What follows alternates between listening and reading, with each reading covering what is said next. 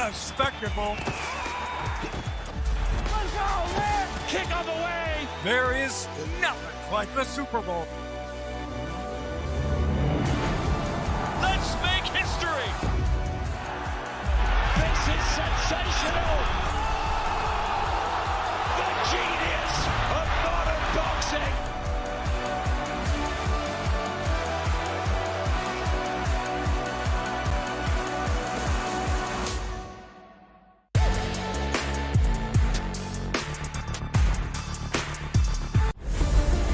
Saturday Fight Night on DAZN, brought to you by That Prize Guy.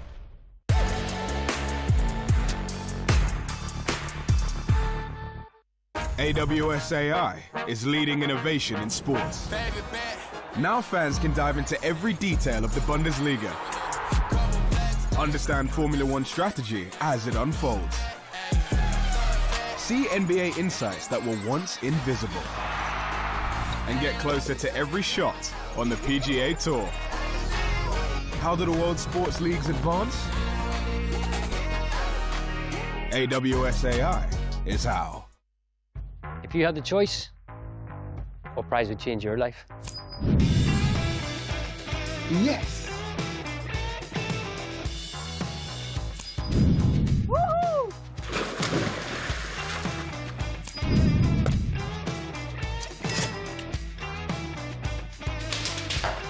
Competitions from as little as 5p per entry.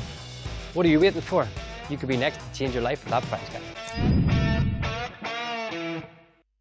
Introducing the casino you love to hate, Mr. Q. The following program is recommended for those 16 and over, as it contains sporting violence, possible bad language, and flashing imagery.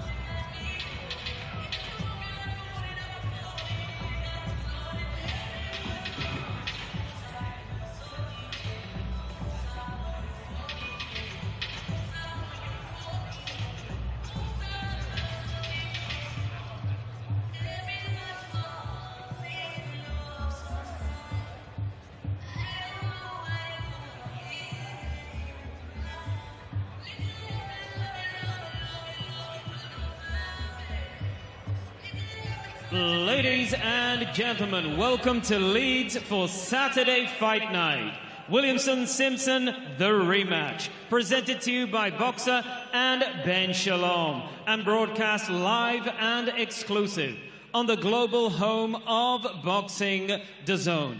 With thanks to our partners, Betfred, Riyadh Season, That Prize Guy, Tixer, Champion, and IFX Payments. At this time, we are ready for our next contest of the evening. 6 rounds sanctioned in the light heavyweight division. Please welcome into the ring first from Wythenshawe, Manchester, Marvin Black Mamba Tomlinson.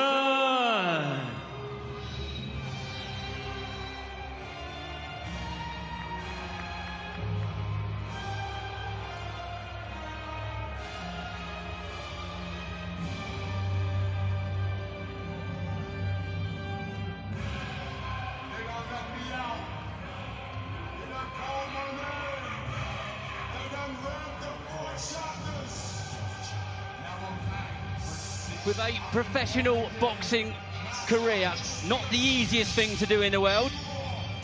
We'll see how he gets on when that opening bell sounds. You'll be joined by myself, Darren Rees, and Paulie Madanaji. Paulie, welcome to ringside. We're glad to be here, man. Always a pleasure. And here he comes, the first man of the evening on the broadcast.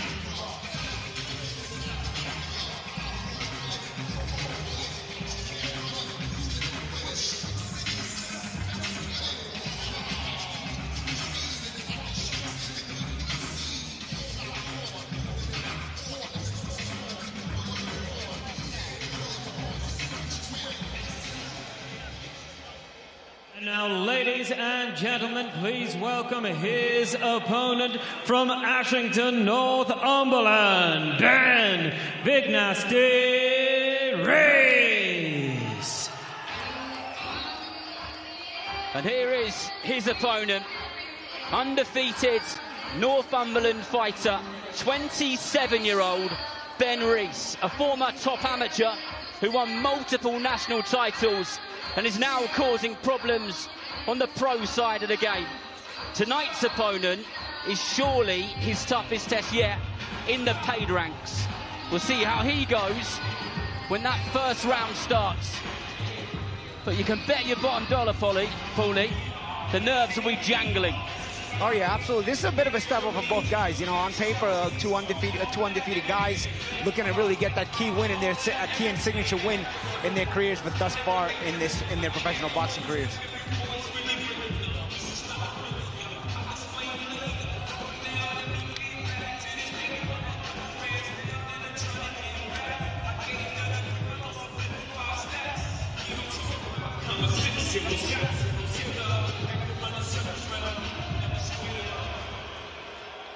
Ladies and gentlemen, Saturday Fight Night is brought to you by Ben Shalom and Boxer.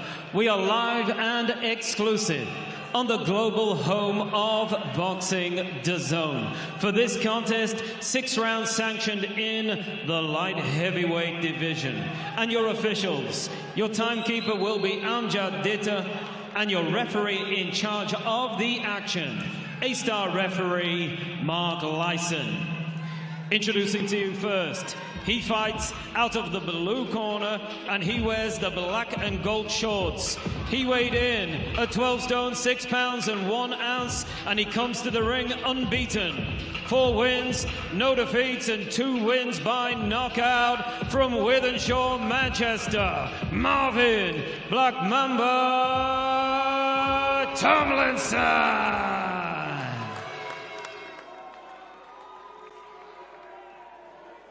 And his opponent across the ring fights out of the red corner. He wears the maroon, black and silver shorts, and he weighed in at 12 stone, 6 pounds and 4 ounces. Unbeaten with 7 wins, no defeats and 1 draw. 3 wins by way of knockout from Ashington, Northumberland. Here is Ben Big Nasty Rees.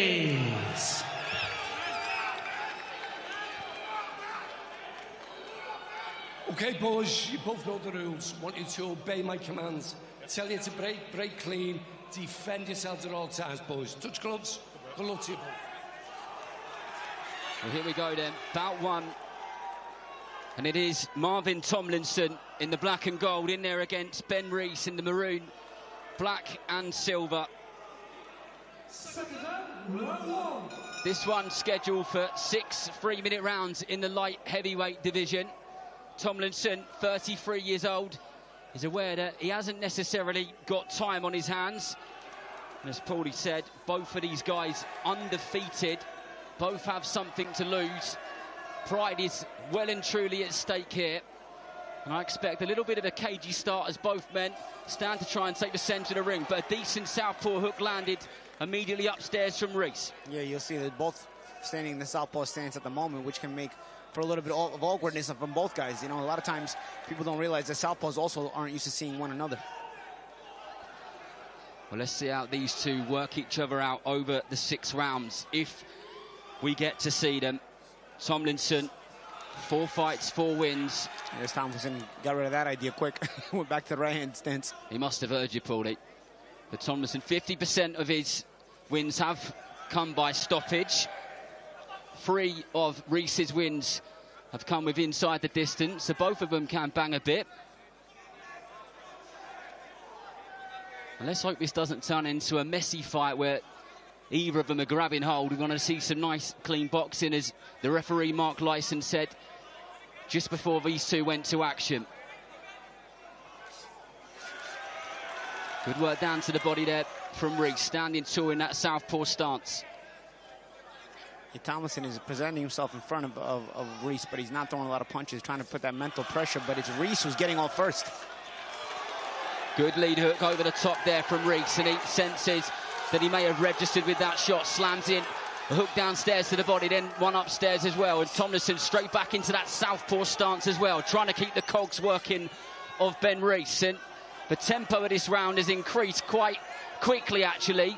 And that's the thing, when Tomlinson, he wanted to put that mental pressure. When you're pressuring somebody with mental pressure, you're not being active. You want to stand just outside of punching range, so you give that appearance. Good hook there from Reese from the southpaw stance. He read that straight hand, which was coming over from Tomlinson, and landed that hook beautifully. And he looks like the more confident of the fighters to me at the moment. Yeah, and it's Reese continuing to get off first. Again, when you're trying to press behind mental pressure, meaning you're pressing forward but you're not throwing a lot of punches, you don't want to be in punching range. If you're going to be in punching range, you've got to make sure you get off first and you throw punches. If you're going to put that mental pressure on, you want to stay just outside of punching range, but come forward and force your man back. Eventually, at the end of the day, you're going to have to win fights throwing punches.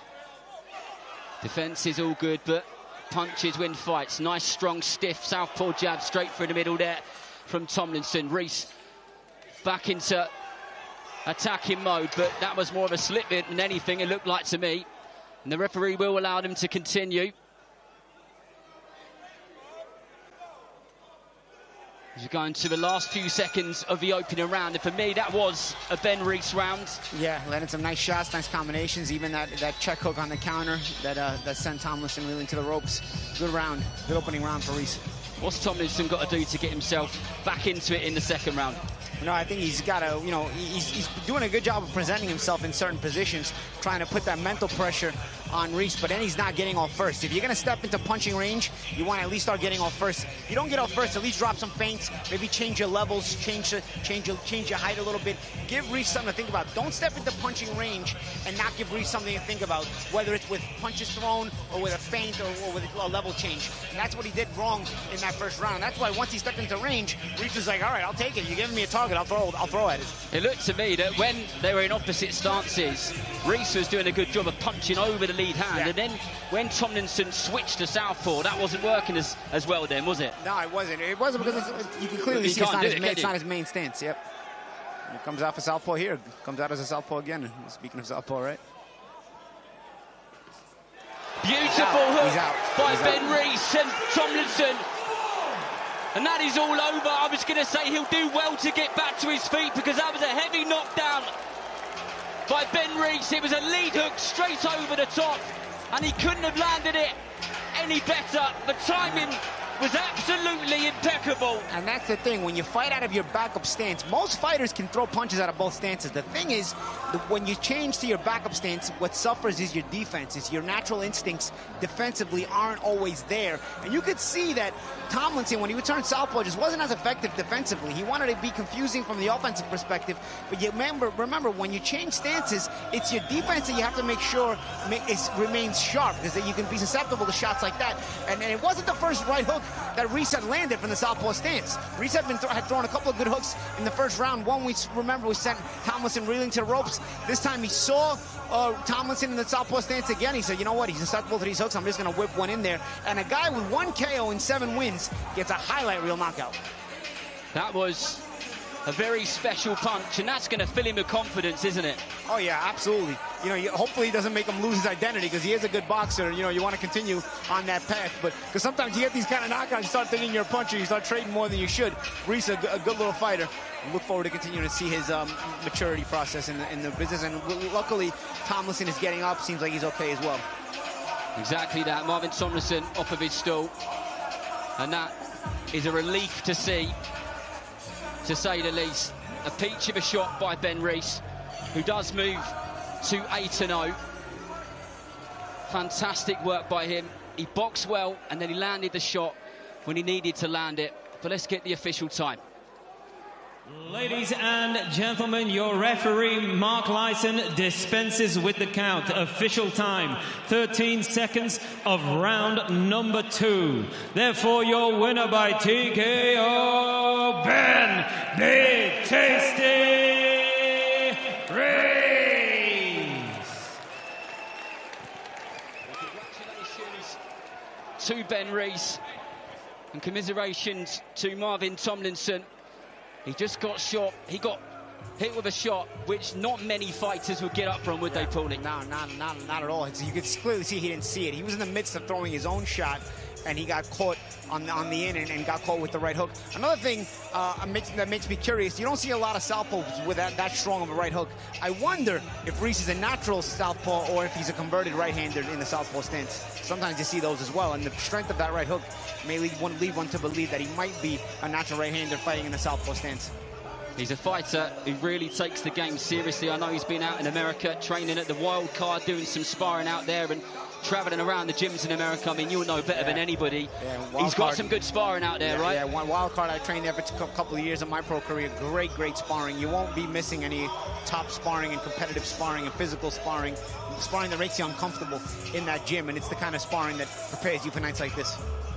I always hear fighters saying, when they're giving advice, when they're sharing knowledge with young fighters, they always say, you've got to get yourself out to America. You've got to do a little bit of traveling around the gyms. Yeah, and that's the thing.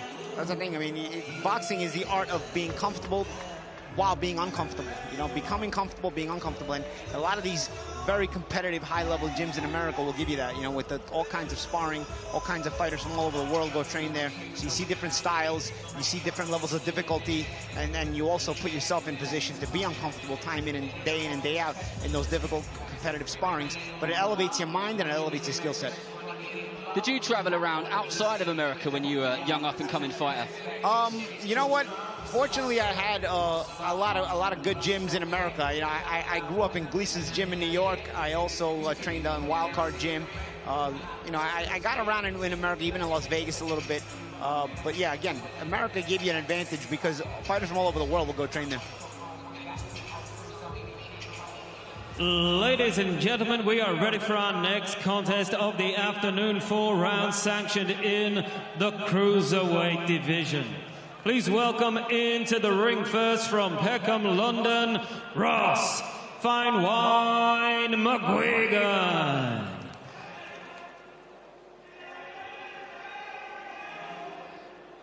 Well, the action continues here in Leeds. And this is Ross McGuigan, 40 years old and from Peckham in East London, a former Southern Area champion and a very recent opponent of the White Rhino, Dave Allen. Did 4 rounds with Dave Allen not that long ago, and my goodness, did he get a lot of love for it, because he is one tough man. And Brad Casey has got an opponent on his hands here when we talk about durability.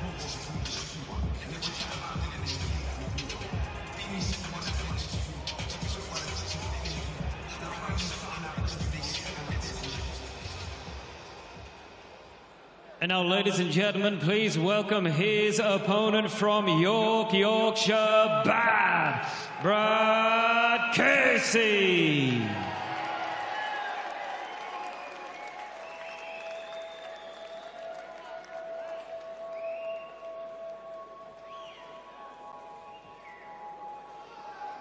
And this man is big bad Brad Casey, who walks into the ring at the sounds of LaRue.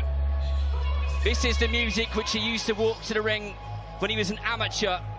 He was a 3 times finalist in the Nationals, a Haringey Box Cup gold medalist, and now causing all sorts of problem in the pros. The last time we saw him was at the Doncaster Stadium when he got the job done in 1.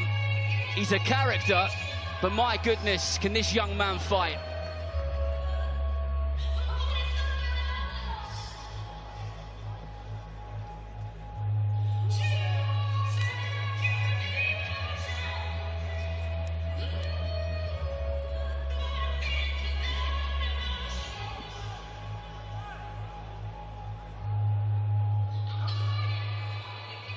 Ladies and gentlemen, Saturday Fight Night is brought to you by Ben Shalom and Boxer. We are live and exclusive on the global home of boxing, DAZN. For this contest, 4 rounds sanctioned in the cruiserweight division. Your officials for this contest, your timekeeper will be Amjad Ditta, and your referee in charge of the action, A-star referee Mark Lyson. Introducing to you first, fighting out of the blue corner, he wears the black and gold shorts. He weighed in at 14 stone, 3 pounds and 8 ounces, and comes to the ring with 21 contests, including 7 wins and 1 draw, with 1 win by knockout. Presenting to you the former Southern Area champion from Peckham, London, Ross Fine Wine McGuigan. And his opponent across the ring fights out of the red corner. He wears the black and he weighed in at 14 stone, 4 pounds and 6 ounces, and comes to the ring unbeaten. 5 wins, no defeats, 2 wins by knockout. From York, Yorkshire, here is Brad Casey.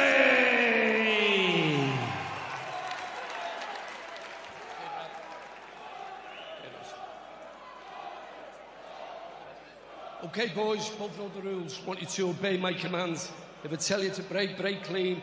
Defend yourselves at all times, boys. Touch gloves. Good luck to you both. We move in to the cruiserweight division. Former Southern Area champion Ross McGuigan in the black and gold, in there against big Brad Casey in those black shorts. Well, let's see what these two can produce, because the first televised bout of the evening was a banger and it ended in a devastating KO. Both fighters straight to the centre of the ring, and Casey trying to ping off that orthodox jab. As I mentioned earlier on, that McGuigan was an opponent of Dave Allen's just a couple of months ago, and Dave Allen was getting some stick, and they were saying, what are you fighting a cruiserweight for, Dave? And he got in the ring and there was this 2 stone heavier man than him, or thereabouts, and he thought, where's this cruiserweight? I've not seen him. But he's a very durable fighter and experienced as well.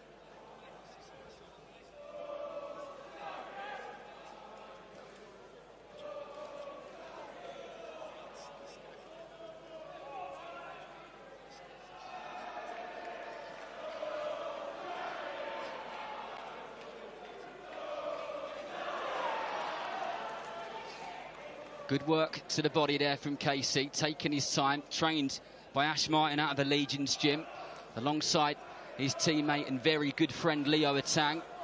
Both. That's where the experience comes in, Paulie, isn't it? It's all those years of being an amateur and then knowing every trick in the book, tying him up, grabbing hold of his hand on the blind side of the referee. It's all those things which Casey will learn on the way up.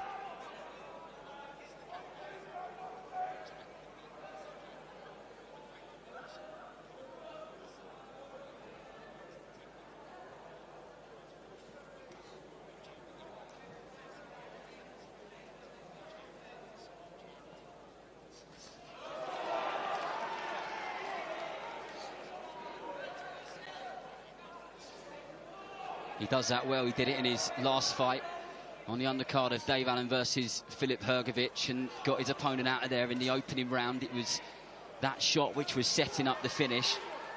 He's good at feinting downstairs, and more often than not, he gets his opponents to fall for it, and that's when he lets his hands go. But McGuigan landed a nice left hook there.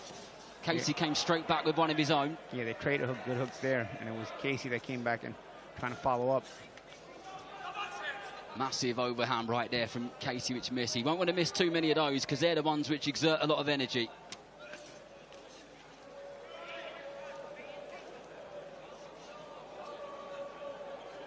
McGuigan doing a good job of just staying in close. He's the taller of the two. Casey doing a good job there of keeping McGuigan on the ropes, even without using a lot of punches. Still, you put McGuigan, you make him feel the pressure, you make him stay on the ropes. McGuigan now trying to use some of that experience to throw some of these little weird shots, awkward shots. It's not sometimes, Paulie, it's quite difficult to match these young up-and-coming prospects. Brad Casey, only 5-0, just 21 years old. Ross McGuigan, 40 years old, a former Southern Area champion. They don't give those out, do they? This is tough matchmaking. They must expect a lot from this guy. Yeah, and you can tell that Casey has the pedigree. You know, again, you can see some of the subtleties he shows you in the way he boxes that center ring, and the way in the punches he chooses to select when he's getting the shots off. And at the same time, McGuigan has all that experience. He also was a good amateur, but also having a lot of pro experience. He's a durable guy. He's the guy who's going to give you different looks so that he forces you to think a little bit more outside the box. And it's good experience for a guy like Casey. That's what I mean about these kind of fights. You're expected to win them, but at the same time, they're not gimmies, because you're going to have to think your way through them. And not thinking your way through these fights is what benefits you going forward. Casey be doing plenty of sparring with Sheldon McDonald, who just won the area title, actually, as well as Ollie Hockney, and with the bigger lads as well. Leo Atang and him share plenty of rounds in the gym. As I said, they're good friends, but they don't let that get in the way when it comes to doing some competitive and technical sparring in that Legion's gym. This is good pressure to open up the round here from Casey. Seems to be a little bit more on that lead foot and lunging in with the jab. Good left hook and straight right down the middle. He's got a good educated lead hand, and he also disguises it behind the feints, but he's got a sharp jab up and down, and also, you know, disguises it with a left hook every once in a while. And again, I love those level changes. He shoots up top, and then the second shot is downstairs, or he'll shoot the first shot downstairs and the second shot upstairs. One of my observations is that McGuigan is very good at getting himself out of those tight spaces when he needs to. What do you think Casey can do to maybe cut the ring off a little bit more? Yeah, he's got to cut the ring off, but also if McGuigan doesn't respond when he gets out of the way, it really starts to, as the fighter who's putting pressure, you start to realize, okay, the worst that's happening is I'm missing. I'm going to continue to pressure you. I'll wear you out. So it's also important for McGuigan, who's got good survival skills, to make sure he makes Casey pay every once in a while when he misses, because if you're just missing, the pressure fighter, if you're the pressure fighter, you're just missing, eventually you're going to realize, all right, well, I'm not paying a price for this anyway. The worst that happens is I miss. I'm just going to step up my pressure. And that's what Casey's realizing now, and he's stepping it up a little bit. He landed a really heavy left hook then, did Casey, and it definitely registers. There's a right hand over the top.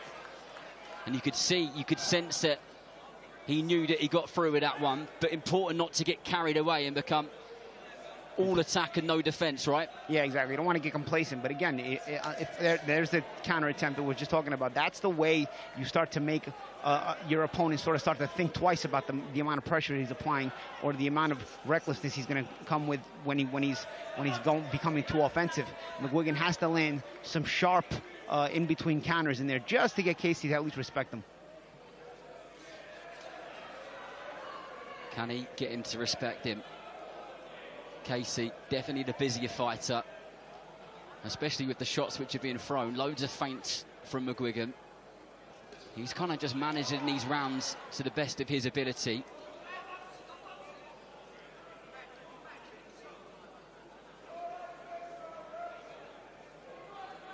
And in his early fights, Casey, the first couple anyway, I'm not saying he was all guns blazing, but I guess that was the excitement of being a young pro in your debut, which is expected, isn't it? But he's showing maturity more and more as these fights go on. He just landed a left hook, which McGuigan felt was a bit low. And as you get more experience, you calm down. And when you calm down, your punch selection becomes a little bit more intelligent. And you're thinking things through and reacting much better. When you're first turning pro, especially when you're young, you have a lot of youth energy and a lot of jitters, and it makes you fight. Sometimes too much. This is your first time seeing Casey. What do you think works for him most? Yeah, like I said, I like a lot of the little subtleties that he's showing. A good jab, level changes, feints. He disguised the left hook nicely off that jab. Like I said, a lot of times when he shoots upstairs, the next shot is downstairs. When the first shot is downstairs, the next shot will be upstairs. And that takes away a lot of the ability for your opponent to anticipate where you're going. Be interested to see or hear what Ash Martin's saying in that corner. Very experienced operator is Ash. Got a gym full of very talented fighters. Good up-and-coming guys. We're excited to watch every single one of them. And so far, absolutely so good.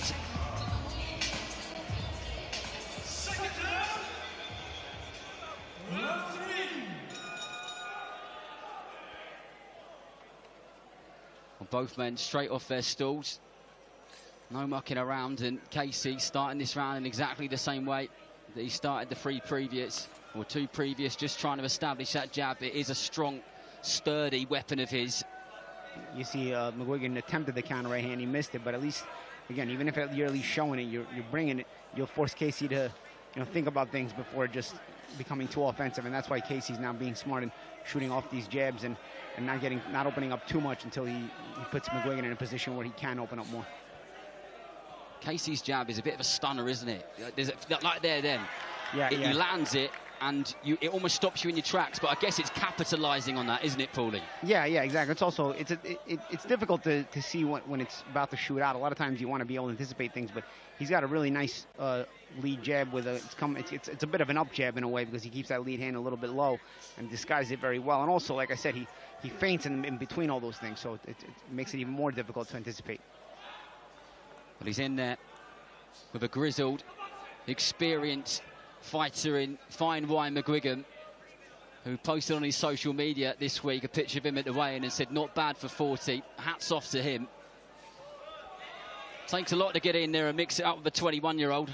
Yeah. Like as we were talking about earlier, a guy like Casey has a lot of that youth energy, youth excitement. Their career at that age, it's a great age to be a pro, because your whole career is in front of you, all your dreams are in front of you, and you're just looking to mow down the competition. You can see the hunger in Casey in his body language inside the ring. He's pressing the fight, but he's doing it smartly. His punches have a lot of explosiveness and speed to them. Nice right hand a moment ago from Casey. But it did allow McGuigan to just regather his thoughts and get his feet back underneath him. McGuigan, all the little tricks. These guys know how to survive and go around and frustrate you a little bit, He's not going to be the guy to always be first, but he also understands that when you are first, he's got to put you in position to make you miss, sometimes make you pay, put you in a clinch. Sometimes he'll switch stances just to give you a different look and waste time. All the little tricks, a guy like McGuigan, these kind of journeymen will teach you a lot, and some lessons in patience as well. He's done that plenty, switching from southpaw to orthodox to southpaw. Clever in the way that he grabs hold of Casey, but Casey gets through with a wicked left down there. And the sweat just bounced off McGuigan's head. We know that one got through just above our commentary position at ringside. If you're just joining us, welcome along. This is the second fight on the televised prelims. Billy Dennis of Manchester was the first fight of the night, and he beat Alex Carter. They pulled Carter out at the end of the third round. Dennis absolutely dominating that bout. But that wasn't a great round. It was quite messy, wasn't it? But that's exactly what McGuigan's trying to do, isn't it? Yeah, McGuigan's just trying to frustrate Casey into maybe making a mistake that he can walk him into. At 40 years old, McGuigan understands that he's not going to be able to fight the entire 3 rounds. And he's not going to be able to fight off the younger prospect, Casey. But what he's trying to do is frustrate him enough to, at worst, go the distance, but at best maybe walk him into something that will shock him and surprise him. And the only way to do that is to frustrate him enough to make Casey throw too many reckless punches, and maybe you can counter him. But otherwise, McGuigan will be content to go the distance and show you those different looks and see if you can sort of figure out the puzzle. You must have fought frustrating guys early on in your career. How do you psychologically keep yourself switched on? Well, you got to just go back to the basics. When you have awkward guys and they know how to sort of waste time and frustration and whatnot, you start to understand that all the big punches you want to land, all the fun punches you want to land, they're not just going to give them to you. These guys specialize in understanding how to be in the ring. There's a reason why McGuigan at 40 years old can still be a competitor at the pro level. Maybe he's not going to be a winner at the pro level. What he knows how to do is get around and go rounds and earn his money. And that's what a guy like Casey is learning from tonight. There's not really going to be the threat to lose. You can, but you'd have to really just walk into something and get caught. But Casey's going to learn some lessons in patience for sure. Well said, that man. If you've just joined us, you're joined by myself, Darren Rees, and Paulie Malignaggi at the Leeds First Direct Arena. And that was a brilliant overhand right from Casey, but McGuigan will do everything to keep hold of him there. And that was set up with the jab downstairs. Again, see he changes levels very nicely with those shots. This time he didn't use the jab downstairs, but what he did was he feinted downstairs into the right hand up top. So again, Casey's thinking. He's using one method and maybe using another method. It looked like referee Mark Lyson was just having a quiet word of him in the corner about grabbing hold of Casey and just trying to pull his head down.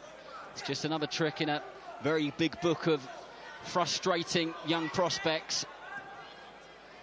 And as Paulie said, these types of guys, they specialise in this stuff, especially when they're coming over to fight in the away corner. But this one is the fourth and final round as we go to the halfway point in this round. Casey looks like he's got the bit between his teeth, and I think actually he's operating a bit more on frustration in this round than he has in the three previous. Yeah, you know, you want to get the stoppage, you're young, you want to get those highlight reel KOs, you want people to talk about you, but Casey has to understand this. A guy like this is brought in to make him go the distance. A guy like this is brought in to make him go rounds. So take the experience, look good. He was looking good throughout this fight, but now he's going to get a warning from the referee for being too physical on the inside and the rabbit punches. And Mark Lyson has taken, well, it looks like he's taking a point off there. Take a point off. And that's the thing, when you hit a guy like McGuigan with that head of hair, the sweat goes all over the place. So when you land the rabbit punch, the referee's going to see it right away on the inside. Not everybody's fortunate at 40 years old to have a head of hair like McGuigan, you know. He's doing well, unbelievably well.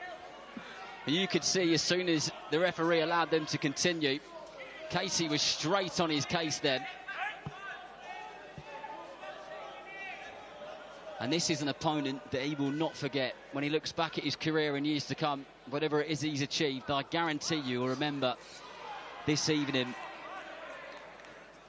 And I hate to say it, but it is key. It's one of those learning ones. Yeah, we all go through it as prospects. We all go through these kind of fights. I'll tell you, sometimes if you're not careful, these guys walk into something and get win by knockout. You know, I've seen some prospects get beat by journeymen like this.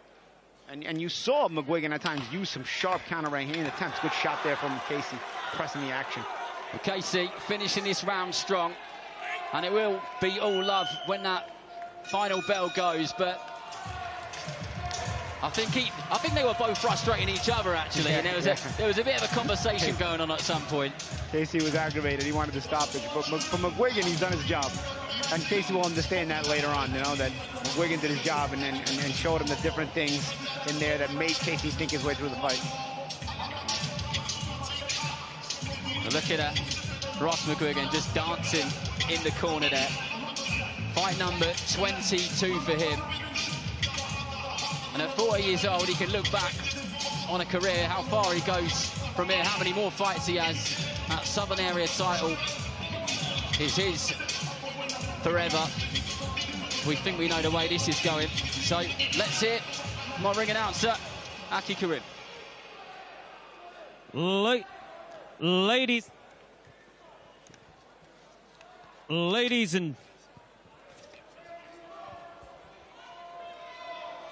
Ladies and gentlemen, after 4 rounds of boxing, we go to Mark Lyson's scorecard, and it reads 39 points to 36 points in favor of your winner.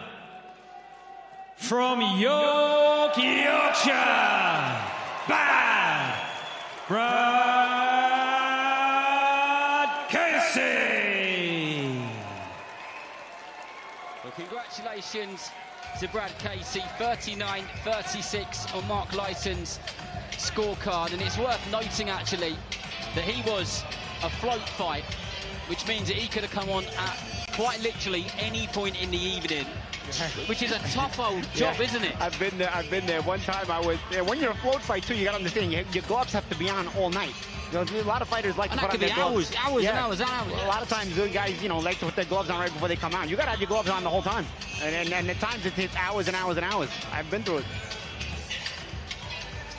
Well, yet another thing to add to the experience bucket of Bad Brad Casey, who did plenty well there. And the shot, which works for him so well, is that jab downstairs and then the right hand over the top.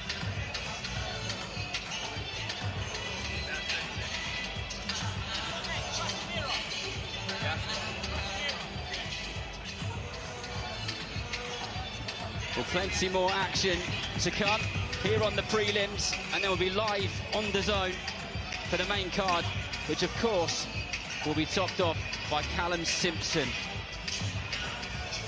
and Troy Williams. What a fight that's going to be. The last one was electric from the opening bell all the way until the stoppage, and there is no love lost between those two. No, not at all.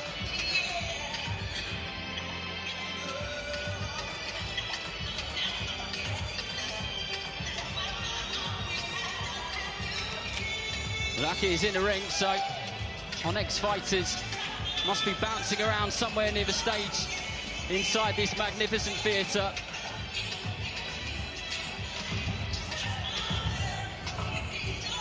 I always wonder what the nerves are like. You know much more than anyone. I never boxed professionally, but when you can hear that music and you just sat there and especially when you're young and you're early in your pro career, everything is a heightened level of emotion. And that's exactly how the next two will be feeling, as this place just starts to fill up, and by later on it is a sellout, and it will be rocking in here.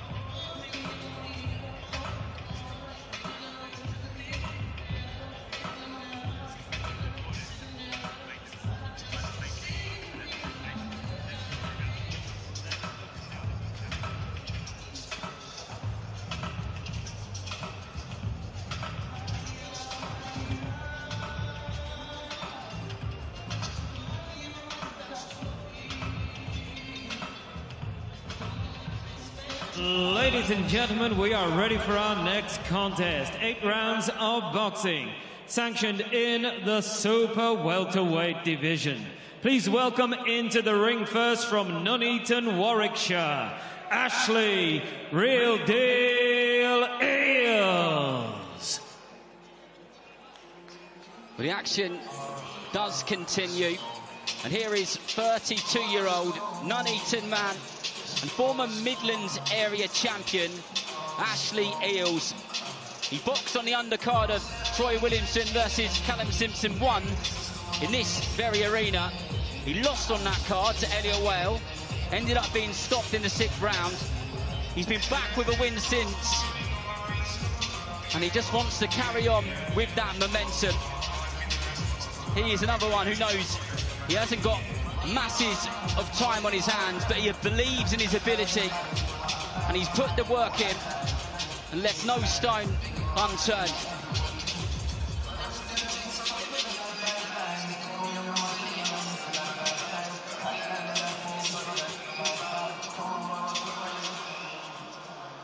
And now, ladies and gentlemen, please welcome his opponent from Manchester by way of Mallorca, Spain, Diego Casimiro.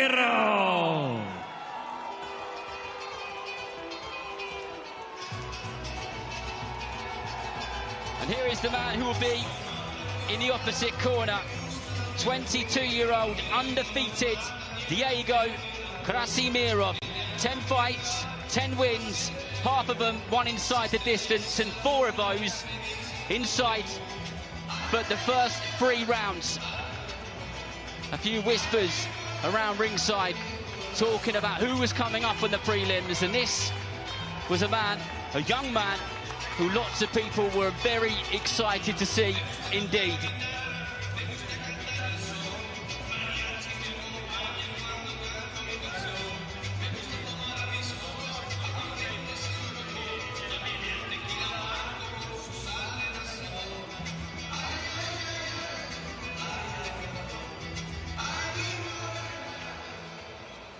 Ladies and gentlemen, this contest is brought to you by Ben Shalom and Boxer. We are live and exclusive on the global home of boxing, DAZN. For this contest, 8 rounds sanctioned in the super welterweight division. And your officials, your timekeeper will be Anthony Rushton, and your referee in charge of the action, A-star referee Michael Alexander.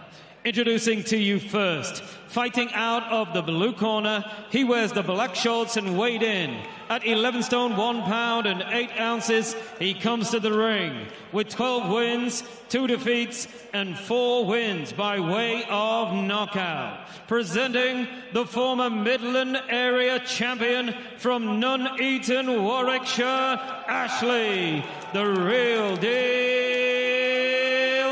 Eels. And his opponent across the ring fights out of the red corner. He wears the gold and black, and he weighed in at 11 stone, 2 pounds and 7 ounces. He comes to the ring unbeaten, 10 wins, no defeats, and 5 wins coming by way of knockout. Presenting the former WBC Youth Intercontinental Champion from Manchester by way of Mallorca, Spain. Here is Diego Casimiro.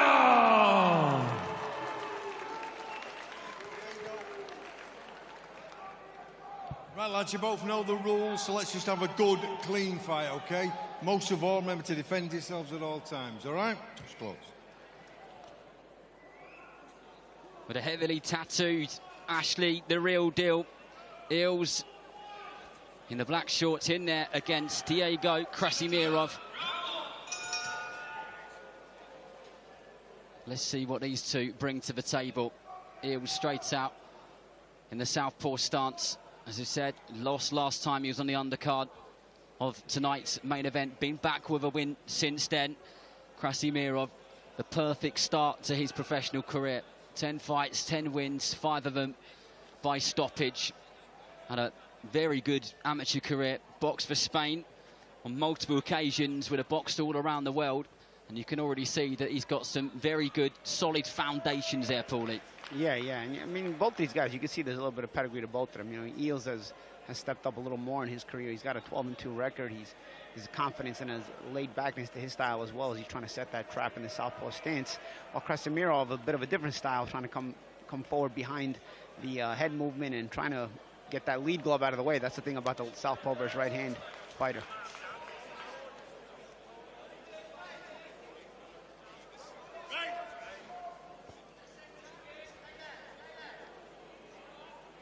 Krasimirov just trying to gauge his distance at the moment.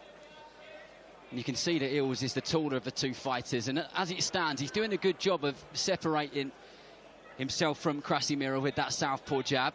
Yeah, it's just whether he can do it for long enough in this 8-rounder, Paulie. Yeah, he's going to have to walk Krasimirov into some traps, because Krasimirov is not going to be dissuaded. There's a good shot there from Eels with that left hand, but Krasimirov is not going to be dissuaded by all the fancy stuff. At a certain point, if there's got to be some punches that Eels makes count in order for Krasimirov to continue to respect them.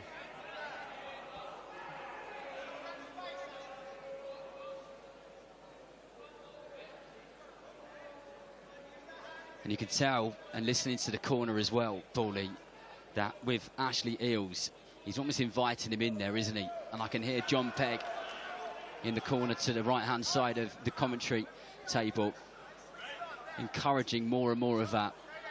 He's a good counter-puncher.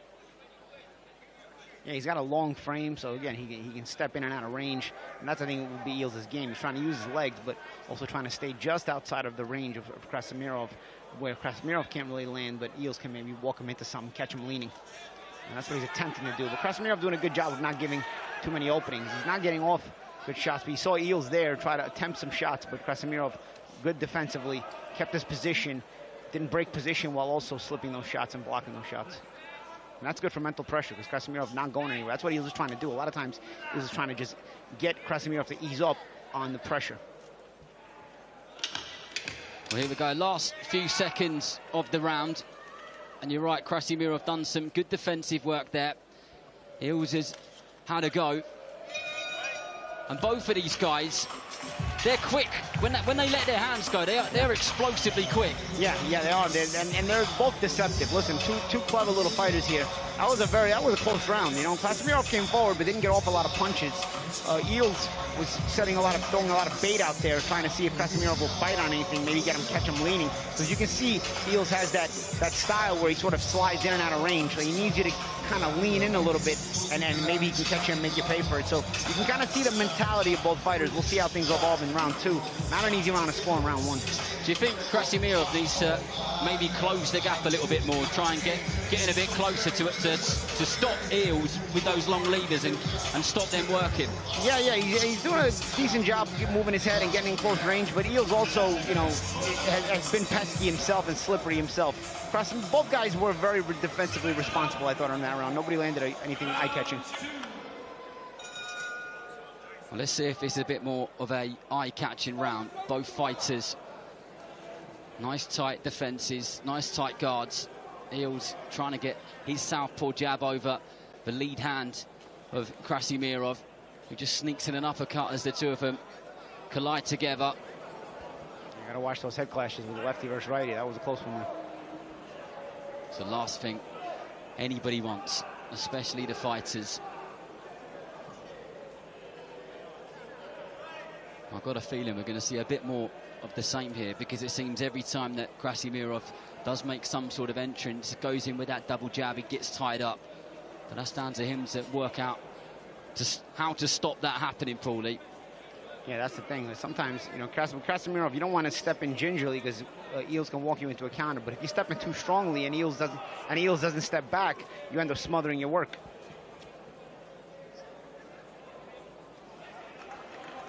I think going to the body is going to be the answer for both guys. We've seen Eels use that left cross to the body at times, and we saw a second ago that Krasimirov also tried that right hand to the body of Eels. A little bit more of a increase in tempo from Krasimirov, but nice work here from Ashley Eels. Just pinging the 1-2 off, not getting carried away, then straight back at distance where he knows he can get those long arms working, and that seems to be the sort of thing which is working for him. Nice jab upstairs and then goes downstairs with a straight left to the body. That's the thing, man. I don't see a lot of punches landing on the meat of the fist. Like, they're landing on the end of the shot, which is just a little touch. Nobody's really been able to land that eye-catching shot that makes you say, whoa, okay, that can change the mentality of the opponent, because he got hit with such a good shot. Even when shots are landing, they're landing on the tail end, so nothing too crazy yet. Good work on the back foot from Eels. Seems comfortable, actually, when he is just against the ropes or fighting at distance. He just lets that straight left hand go. Krasimirov just trying to give a jab up high to the temple of Eels. Comes through the 1-2 again.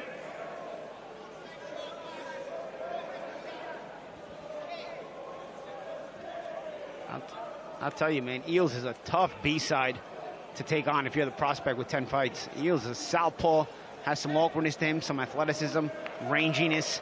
I tell you, Krasimirov's team must really believe in him to put him in with a guy like this. Well, Eels just landed a really nice backhand hook there, as he now fires out of the orthodox stance. It was a jab, but then it definitely got through. And you could see that it registered with Krasimirov. Not exactly a fight which has caught light, though, is it? No, not at all. Guys are having trouble landing cleanly. I tell you, very tactical fight, but they're both trying. Listen, it's an active fight. It's just not an accurate fight. I think Eels is boxing clever, actually. He's doing all the right things. He's not falling into the traps which Diego Krasimirov is trying to set for him. And he knows it. The advantage which he's got is that height, is that reach, and he's just keeping his distance and only committing. But I guess he feels confident and is able to do so to land cleanly. Krasimirov still doing the technically very clean boxing which he showed us in the 10 previous fights. Just having trouble landing the clean, effective, eye-catching shots, which makes the referee, who is scoring this contest, give him the nod.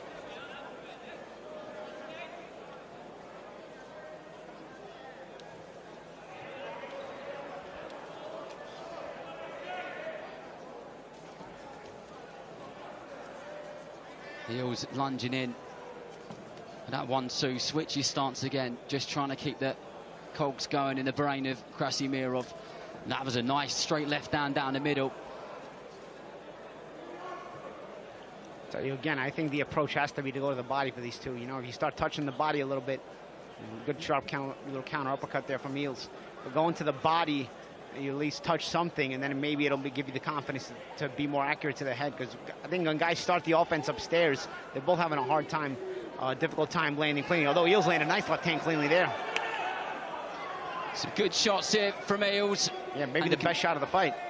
You can see that the confidence is there when he lands them.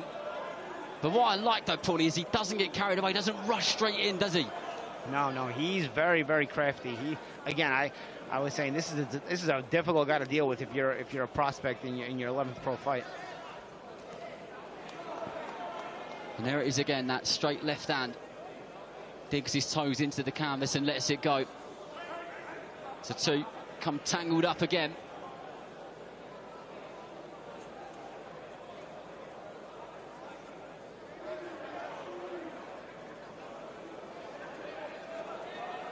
In the corner of Eels, saying he's going to come again, punish him. And that was a beautiful right hand by Krasimirov, and that's the sort of shot which Eels needs to be super careful of. Yeah, that's the thing now. This round, they both landed good backhand crosses, probably their best shots of the fight from both sides. Beautiful 1-2 from that southpaw stance from Eels, straight down the middle. And Krasimirov, you can tell that he's had to increase his head movement. The thing about Eels, he'll make such big defensive moves a lot of times, real sneaky defensive moves. You've got to almost throw bait shots out at him first, make him make those moves that put him out of position, and then hit him on the third and fourth shot. Krasimirov's trying to be sneaky, trying to move his head and feint, but then every shot he's throwing, he's trying to land it. I don't think that's the approach against Eels. You've got to probably use 1 or 2 throwaway punches so that you put him in a position where you can hit him for the third and fourth. That was a nice hook as he came in there. He read him well, didn't he? I don't know. That was a forearm, I think. I will hope we get a replay. That's the lefty versus righty. They're on that same side. That might have been. I didn't see Krasimirov complaining though, but it looked to me a little bit of a forearm or a little bit of a shove down, which sometimes happens when the lead hook is used against the opposite stance. Well, it did look to me like he clipped it. We need to see an action replay of that. I think we've got the capabilities of bringing that. But Eels, he's growing in confidence, isn't he? Yeah. He's again, Krasimirov is not making him pay for that fluidity, and Eels is getting more and more creative and getting more and more confident.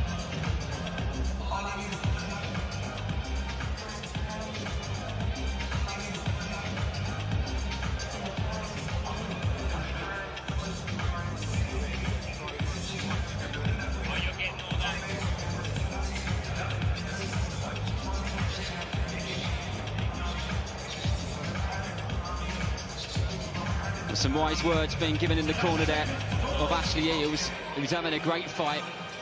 And I've got to say, I think he was probably the underdog as he walked into this, especially having to bounce back off of a loss, but he's the man who's grown in confidence.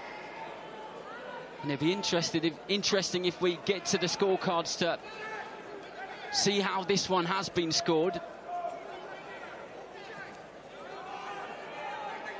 I mean, at the moment, for me, Paulie, I think Eels probably is edging it, especially with that knockdown. Yeah, of course. A good right hand there from Krasimirov. He's got to step up now. We're getting close to the halfway point of the fight, and Krasimirov is getting dangerously close to experiencing the first loss of his career. As now Eels turns right-handed and takes a left hook for his trouble, and that makes him turn back to the left-handed stance. Do you think things work better for Eels when he's in that southpaw stance or when he's orthodox? Yeah, I think, ultimately he's naturally a southpaw. You can see he's more fluid in the southpaw stance. So you probably want to, you don't want to, if it's not broke, don't fix it. And right now for Eels, I don't think it's been broken in the southpaw stance. I think he's ahead in the fight, fighting out of the southpaw stance. Still a long way to go in this 8-round contest. So much can change in a round. Never mind a few of them. Landed another good right hand, second good right hand that he's landed this round. A big swing and a miss there from Eels. And Krasimir knows that he needs to get these rounds under his belt now. He needs to be the one pushing. He needs to be the one setting the tempo of the fight, really, doesn't he? Oh, good counter shot. Eels actually landed a left hand, and then Krasimir came over the top with a big right hand, and he gets the knockdown back. But the reaction of Ashley Eels was something you don't see that often. He kind of got up and gave him a smile and nodded to say, yeah, we've got a bit of a fight on our hands here. But I'll tell you, that's the third big right hand Krasimirov's been able to land in this round. For earlier on in the fight, he was not able to find the trajectory on the right hand. Now he's starting to find it home for it more and more, and Eels is getting hurt. And you can really tell that these shots from Krasimir are becoming more and more unforgiving each and every time which he throws them. He's got the bit between his teeth there. Big body shot came in a moment ago, snuck under the right elbow of Krasimir. Eels still well and truly dangerous, and he comes through the middle with a 1-2 of his own. You see now what he's doing. He's throwing a 1-2 and he's looking to hold. So he's looking for breaks in between the shots he's landing, while before he was landing and being confident with the movement. And Krasimir senses it, and he's being more and more aggressive, putting together punches and following up on the onslaught. Krasimir finding those gaps in the guard of Ashley Eels now.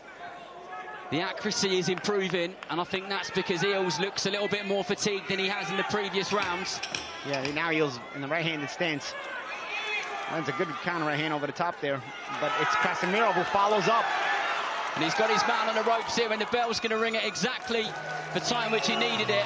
Huge 30 seconds longer, that might have been a different story. Yeah, huge round for Krasimir, huge round, and it's a round that he needed to show something in after that previous round where he was called for the knockdown against him. What happens in there for a fighter in the ring? We haven't seen Krasimir fight like that in the previous rounds. Yeah. But what clicks for you? Well, I think he probably got a good stern talking to in the corner in the round where he suffered the knockdown. You know, he probably hadn't been looking so good, and then also that particular round he winds up losing a 10-8 round. So now you're up against it. You know, you're reaching the halfway point of the fight. You've got to start turning things around. I think it was a bit of urgency probably in the mind of Krasimir in this past round for him to step it up a little bit, take a little bit more chances with his powered punches and throw and be aggressive, and it paid off for him.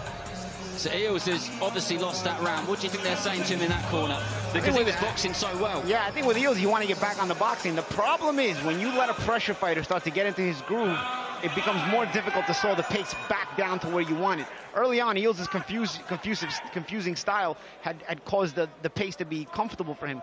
Krasimir now, who wants to up the tempo, up the pace, and make this more physical fight, he's after that big round, he's going to believe that he can keep pushing the pace like this and make Eels uncomfortable. So now you're up against it if you're Eels, and you can see that Krasimir is continuing in that aggressive style where he's throwing those punches. Eels came straight back with a big, strong, straight left hand of his own there. Krasimir not respecting that power. He's not, is he? There it is again, and he just marches forward. It's like a man possessed now. There's that feint, trying to make him fall for that feint with a jab and sneak through with a right hand. That's what Eels has to do here. That's what he was doing earlier in the fight. He was landing some good pot shots, good straight crosses, and then getting out of range and forcing Krasimir to get frustrated because he couldn't return the favors, so to speak.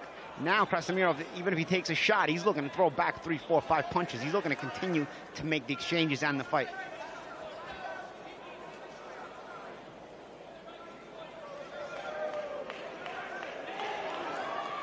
And that's better work there from Eels.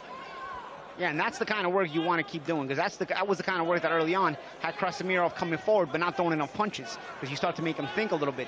Eels has to get back on this, got to shoot those shots and land the in-between punches, and so you start to make Krasimir doubt the pressure that he can bring to you.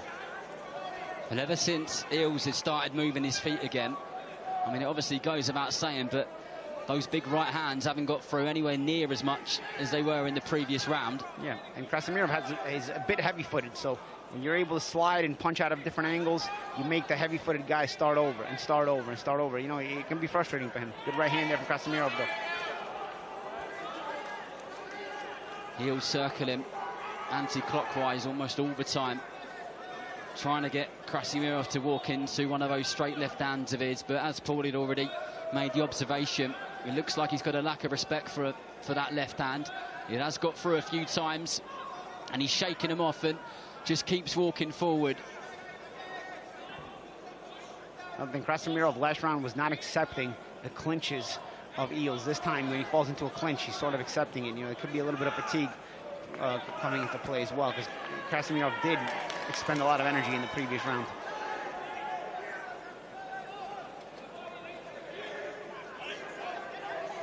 But the corner of Eels really appreciating the work which he's doing. They feel like he's boxing the right type of fight here.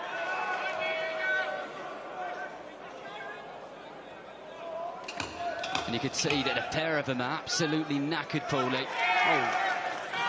That was a heavy shot there. I think they both landed big shots at exactly the same time. I tell you, that's a close round, because I thought Eels had done well. Krasimir had landed a couple of shots. I thought Eels did really well, but at the end of the round, it looked like Eels was a little bit hurt from the shots Krasimir was delivering. And again, it was one of those situations where if there's 30 seconds, you got Eels laying on the ropes. If there's 30 seconds more, it might be problematic. It seems that Krasimir will land some fantastic attacks. There might be a couple of good shots to get through, it might be 3 of them, but then he'll step off. And they will go. It's those second phases I think he's missing. Yeah, and that's the thing. That's what he did. That he did a good job of eliminating that in the round where he scored the knockdown. But it seems like at times when his feet get stuck in the mud, Eels lands a shot and then gets out of range. And Krasimirov's heavy feet force him to start all over again. And you start the engine all over again. It's like you're back in first gear. Now you got to work your way back up to the third and fourth gear where you're throwing punches. You got to find range. That's what Eels wants to do well. But when Krasimir is in range for enough of a period of time, he does get the punches off. So this is definitely a battle of distance and range. And Krasimir wasting no time to come forward and try and get his shots off. And Ashley Eels, he's good at that. He's good at leaning in on his man, not giving him the space to work, and then doing it over and over again. As he throws a bit of an untidy left hand down to the body. He breathes heavily through his nose. Both of them, you can tell that they've done 5 rounds of boxing already. But Krasimir looks ever so slightly the fresher fighter to me. Good left hand there from Eels. And again, no response from Krasimir as he falls into the clinch. Psychologically, that's got to be playing a bit of a part in Eels' head, isn't it? Well, yeah, I'll tell you what, he's very clever. You know, you can't get Krasimir off him, but he's trying to win the rounds and sort of steal these moments. You steal enough of them, you end up winning the round. And right now, Eels again is doing a good job of stealing the little moments. Nice little right hook on the way in, landed by Eels as Krasimir was working his way in.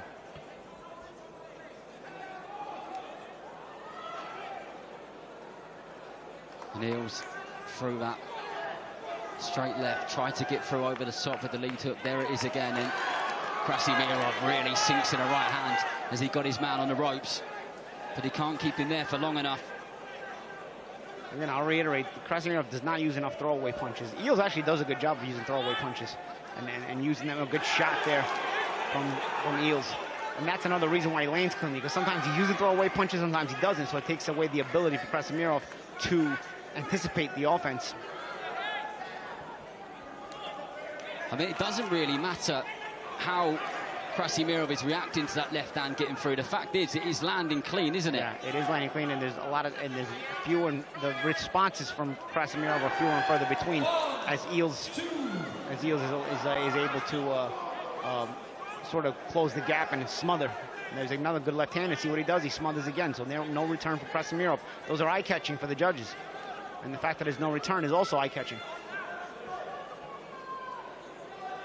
Also, when you're fatigued, you accept more clinches, and Krasimir accepting more of the clinches now. So it's Eels' ability to steal the moments, land a shot, then end up in a clinch, or land a shot and get out of range. This has definitely been a much better round for Ashley Eales. His work rate has been better. And he's boxed this round beautifully, actually. Landed the cleanest shots, and those sneaky little shots. He's good at those, Paulie. Yeah, because Krasimir is not disguising his entrance enough. And Eales landing some good check right hooks on while Krasimir closes the gap. What can he do to disguise that entrance a bit better? He's got to use throwaway punches. I'll tell you, he's using feints, he's moving his head, but then off of those things, he's looking to throw the shots that he wants to land right away. You got to elevate yourself a little bit more. If the feints and the head movement is not deceptive enough, off of the feints and head movements, maybe use some throwaway punches to get Eales to react. Because Eales is reacting to everything you're throwing because he knows everything you're throwing is hard. Get him to react, then put himself out of position, and then you can throw the hard shots once Eales is out of position, because the throwaway punches don't put you out of position.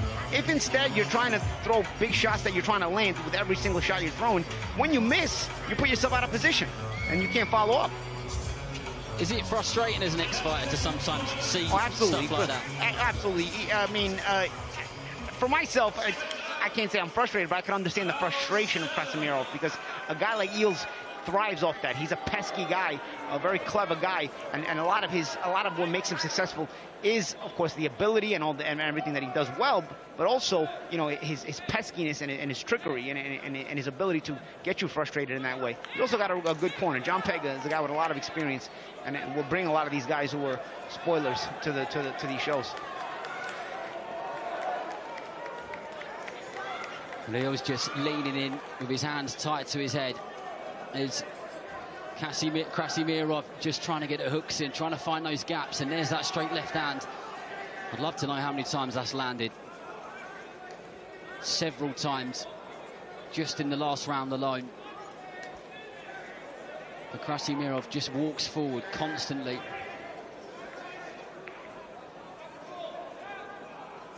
A lack of those throwaway punches, as Paulie has spoken about over and over again.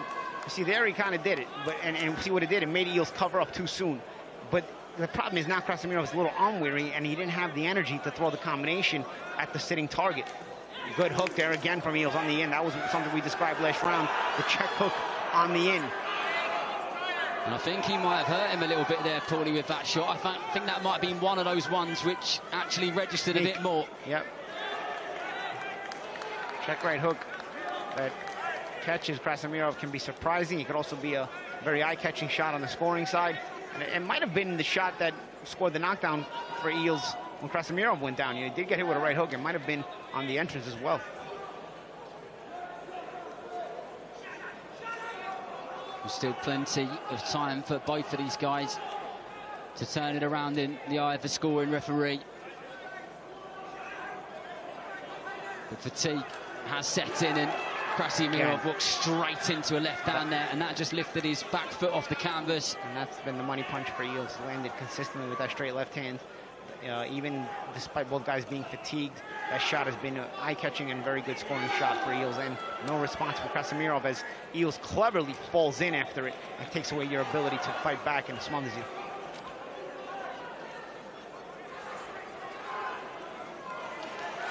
And here comes Krasimir.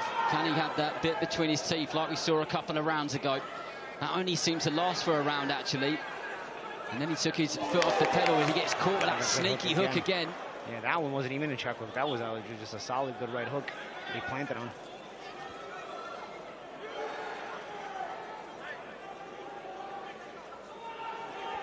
Krasimir is at the verge of getting his first career loss, man. And he's going to have to come up with something big around 8.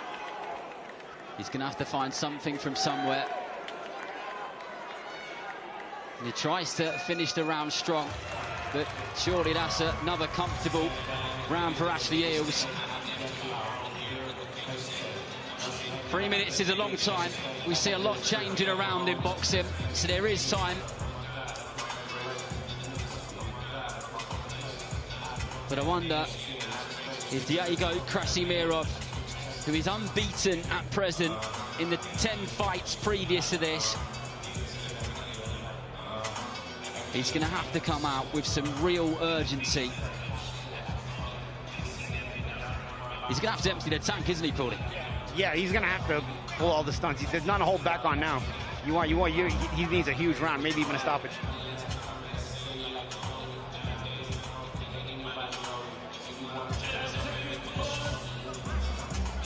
Well, there you go. Paulie Malignaggi ringside on the commentary table believes that Diego Krasimiro very likely will need a stoppage. Ashley Eales has boxed the perfect fight for the majority of the rounds anyway. There has definitely been rounds which haven't gone his way. There's been some close rounds as well. But it's been him who's been catching Krasimiro with that straight left hand and snapping the head back over and over again. That's been the eye catcher.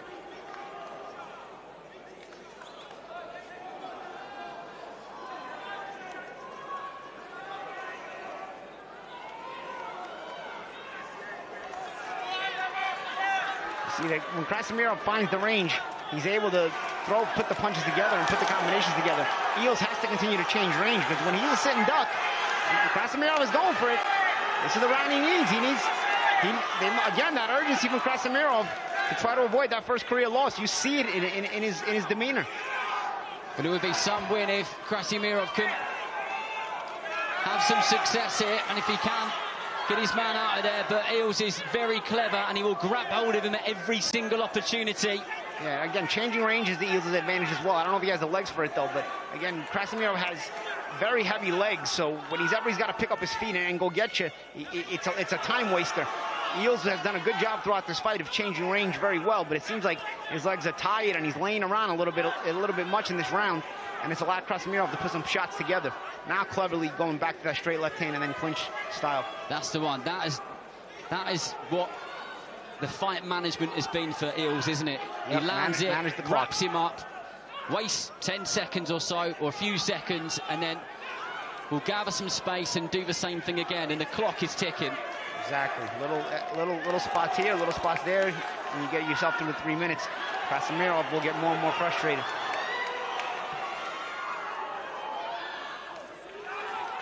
For surely, if this carries on as it is, Eales could give Diego Krasimiro his first defeat, and it will be a fantastic win for him as we go into the last 40 seconds or so. And that was a great big heavy left hook from Eales. And Krasimiro looks exhausted. Yeah, he spent a lot of energy in the first half of this round trying to get the knockout, and now Eales is actually getting a little bit of a second wind here. And Eales got caught with a big shot there, and the corner were not happy with it at all, because they know that he is in touching distance, in our eyes anyway, of potentially winning this fight. And there's a big left hand straight down the middle to finish it. And that was a fight of two halves, because there were moments where it was messy, there were moments where there was some really good boxing. Yeah, some knockdowns were scored for each, one each.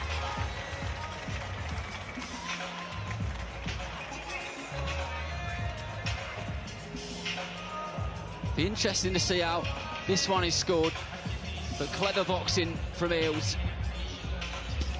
Just not enough urgency in big spots shown from Krasimiro. You could see when he stepped up and showed that urgency, he had himself some good rounds, especially the beginning of the final round and also the round where he scored the knockdown. But in between, just a little bit lackluster at times. You're trying to close the gap. He had a moving target. A guy knows how to glide very well in Eales.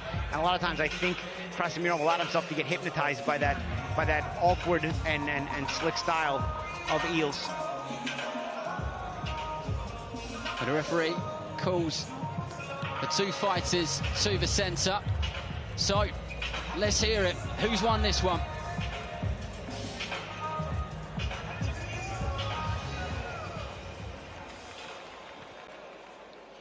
Ladies and gentlemen, please show your appreciation for both boxers. After 8 rounds of action, we go to Michael Alexander's scorecard. It reads 76 points to 74 points in favor of your winner. From Nuneaton, Warwickshire,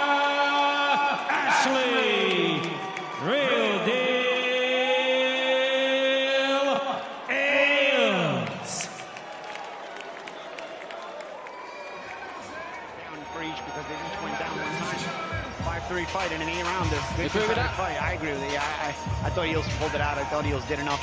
Krasimir again, just too many empty spots for him where he just got stuck in the mud. And as I said, I think he let himself get hypnotized by that fluid slickness of Eels, and in too many big spots, he just wasn't active enough. Listen, Eels lost last time he was here. He came out of a win before this, but to win on the exact same headliners cards and in the same arena, he's put some demons away, hasn't he? Against an undefeated prospect who was supposed to beat him tonight. It's a very, very impressive win for actually Eels tonight. And Krasimir, well, some things to look at. Obviously, nothing to spit on for Krasimir. You know, he's a guy who still has a 10-1 record and then can go back to the drawing board and rebuild himself a little bit. A good show put on by both guys tonight. Well, congratulations to Eels. Very good boxing indeed. Another couple of fights to come on the prelims, including Big Fraser Clark in there against Lamar Griggs is our final fight in the prelims before we go on the main broadcast live on DAZN. It'll be Fraser Clark's first fight since that absolute cracker at Tottenham Hotspur Stadium. But the action is ready to continue. Ladies and gentlemen, we are ready for our next contest. This contest, 6 rounds sanctioned in the super lightweight division. Please welcome into the ring first from Accrington, Lancashire, the Akinora, Max Curtis.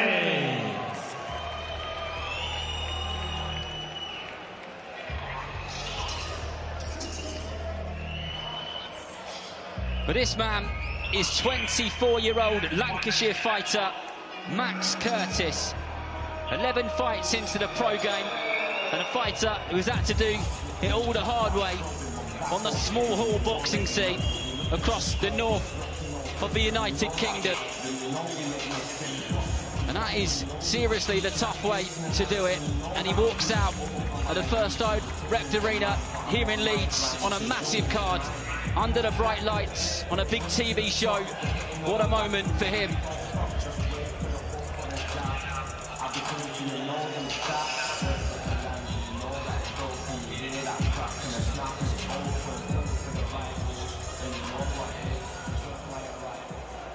And now, ladies and gentlemen, please welcome his opponent from right here in Leeds, Billy the Kid Pickles.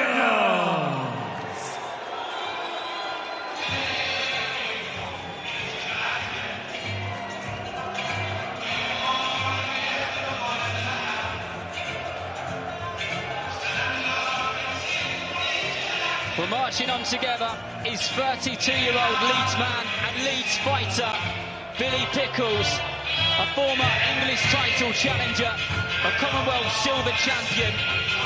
He's 18 fights into his pro career, just the 1 defeat on his record, and he will be loving this in his home city of Leeds, with the Leeds fans at ringside and in their seats in the arena.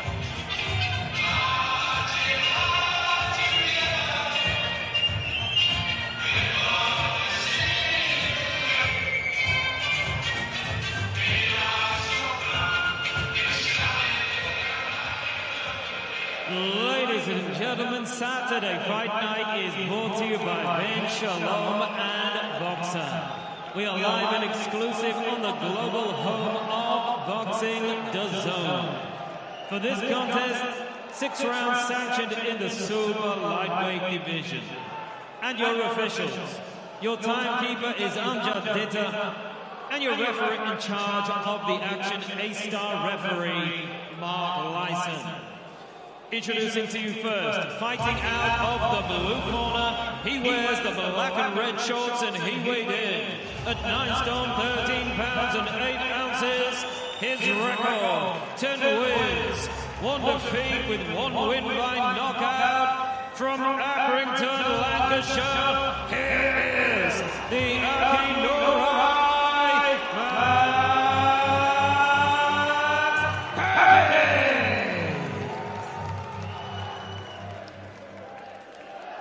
And his opponent across the ring fights out of the red corner.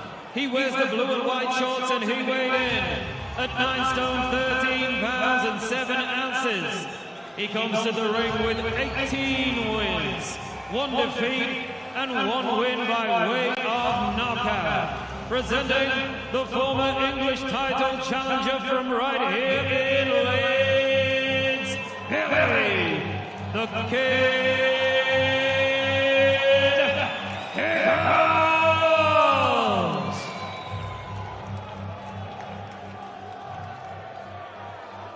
Okay, boys, you both know the rules. I want you to obey my commands. Tell you to break clean, defend yourselves at all times, boys. Touch gloves, good luck to you both.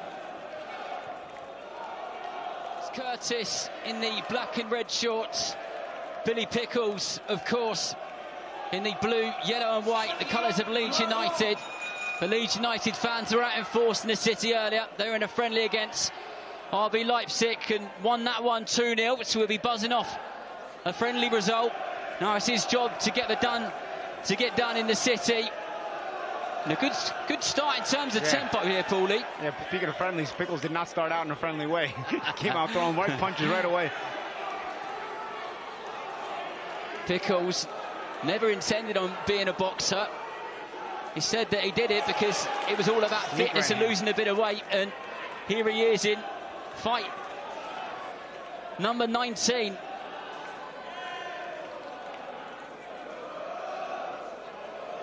I don't know if he should really give Curtis the opportunity to gather himself, because what he was doing at the start was working for him, but it's whether he can keep that up for 6 rounds. Yeah, good fast tempo to start the fight for Pickles, and seemed that surprised Curtis a little bit. Pickles, another fighter who's out to do it on the small hall scene, under the lights. But there isn't always thousands of people singing your name, and the TV cameras aren't there.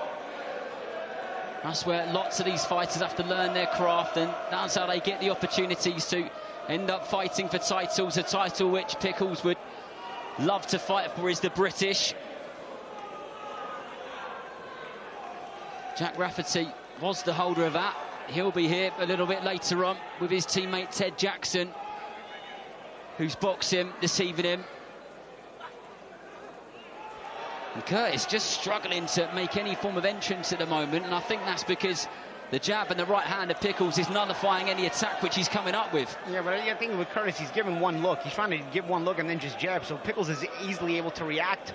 If he's not first, he's able to react with punches and bunches on the counter. Curtis has to either put together more than one, like right there with that 1-2, or if he's going to be waiting, you want to change your levels and give some feints and just give Pickles something to think about, so that he's not able to be active as freely as he wants to be.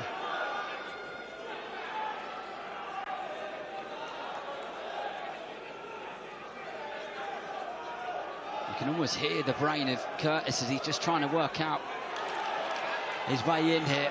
And he's a little tight though. You see, just this one look, and he's just kind of standing there. He's looking to wait for his moment to jab at Pickles, throw something at Pickles. But in these moments right here, when there's these dead spots in front of you, see what Pickles does. Pickles changes levels, gives some head movement, looking to be sneaky with the shots right there, right off that head movement, and kind of mesmerize you for a second and throw those shots. And he did a nice job of doing that with did Pickles. Curtis can kind of do the same things there.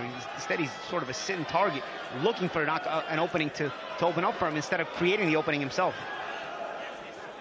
The last few seconds of the opener, and as Paulie said, this is no way near a friendly, especially the way that Billy Pickles kicked that one off.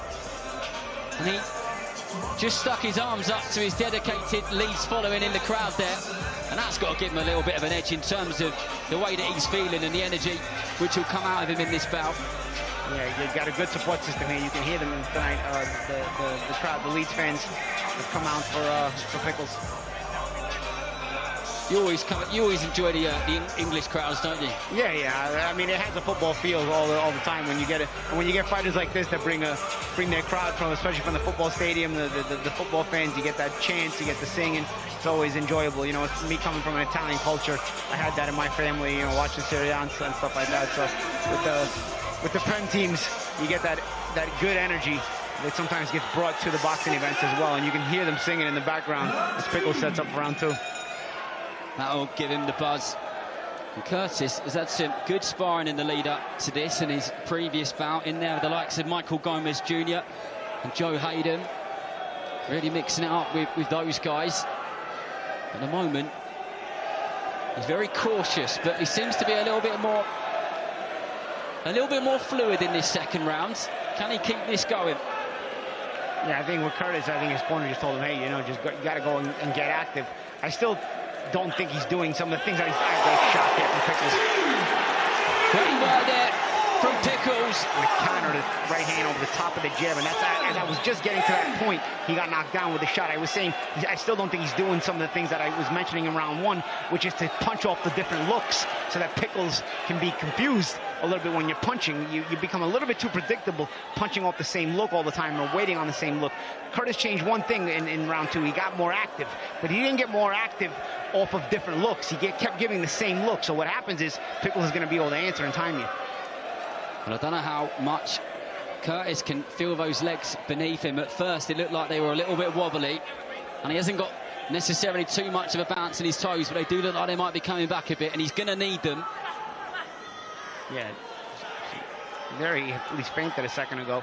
You want to use feints, you want to use level changes and height changes, and then, of course, give different looks with the way your stance is as well. Good body shot from Curtis, but good response from Pickles as well. Well, I glanced down at my notes for the tiniest moment, and I looked up and Curtis was on the floor. What was it, a right hand? Yeah, it was a counter right hand over the top of the jab from Pickles, well timed.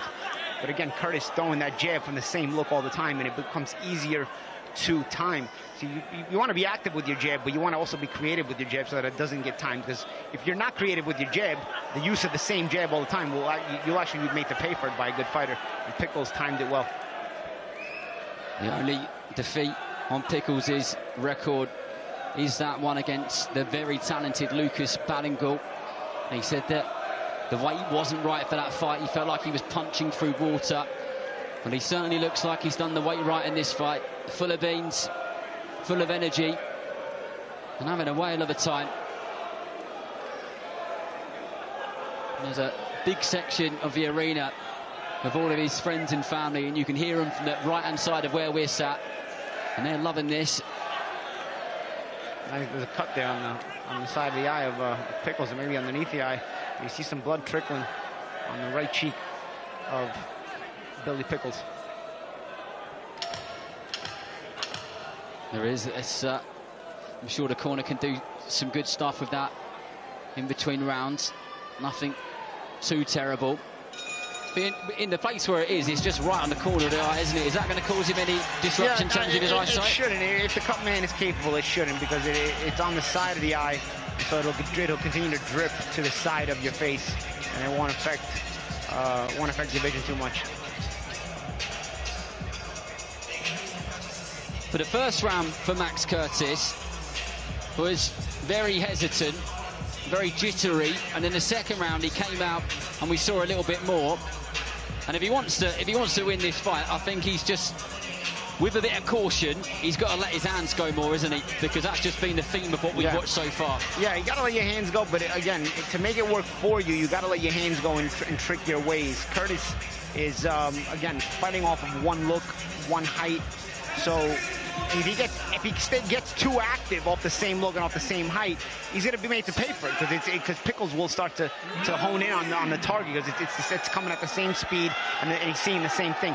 Look at the difference in Pickles. Pickles is active, but also Pickles changes height. He moves his head, he feints, so he makes the ability to anticipate his offense a little bit more confusing. While Curtis, you can anticipate his offense because it comes from the same look all the time. It's easier to anticipate it. A good flurry of punches a moment ago from Pickles, but a good return from Curtis. Doubled up that jab, got through with the right hand. And referee Mark Lyson keen not to get involved, but he will have to. He's a referee. Will allow you to work on the inside, but only if it's clean and if it's doing anything and if it's worth watching. Pickles trying to be busy with that jab. And there's the hesitancy of Curtis. You could see him trying to line up the right hand, but just didn't find his feet in the right place to throw it.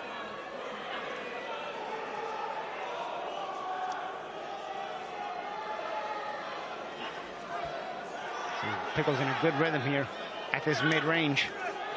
Good shot left there. hook. Yeah, catches Curtis coming out. Now Curtis is a cut in the same exact spot, probably from that left hook that just landed by Pickles. Curtis is cut on the corner of the right eye himself. And that left hook, which looked like it caused that cut, seemed to have woke Curtis up for a moment there. And this is much better work from the man from Lancashire. Pickles still boxing well, let's not get it twisted.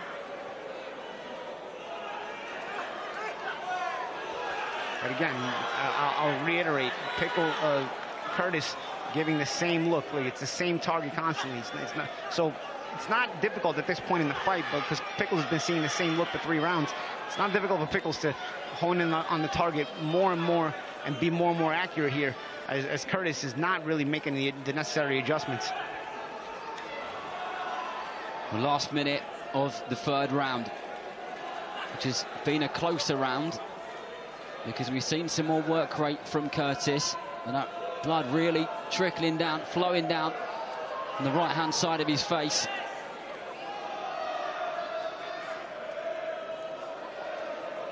And Billy Pickles looks like he's got into his groove here as he just lands a right hand right down the middle.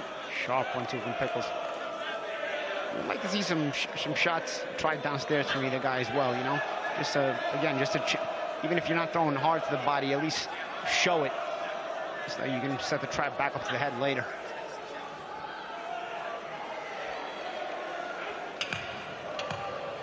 The last 10 seconds or so of the round to go.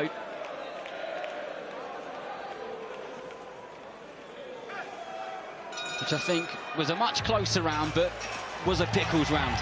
Yeah, I thought Pickles was still in a groove. He landed a good left hook that cut Curtis. You know, some good jabs. And again, just overall, just much more deceptive in his attack and much more creative. Do you think if Curtis can try and rough him up a bit, it might work in his favour?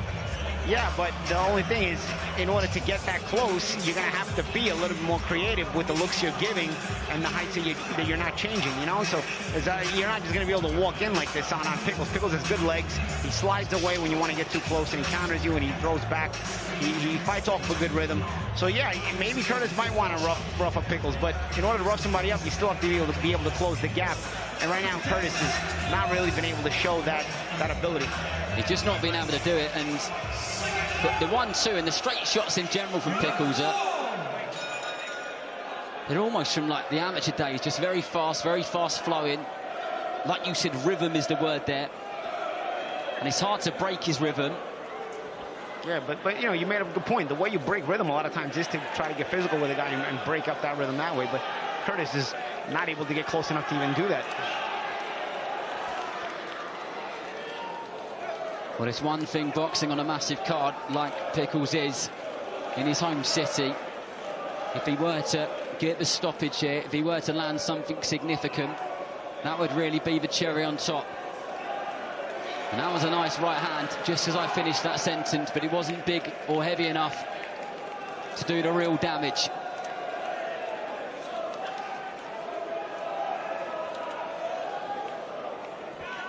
The feint there from Curtis. Every once in a while he'll show a feint, but again, he's not showing anything else. Again, no height changes, level changes, you know, and it's even the feint, it's the same feint all the time. When he does feint, he uses the same one, and it's rare that he even feints.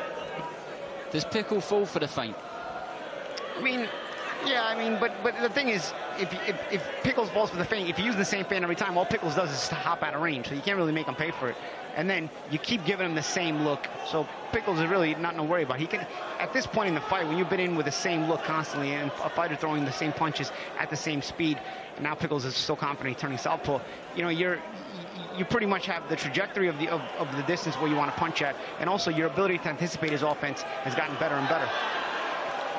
Both guys landed good shots then, semi-heavy. Creativity is important in boxing.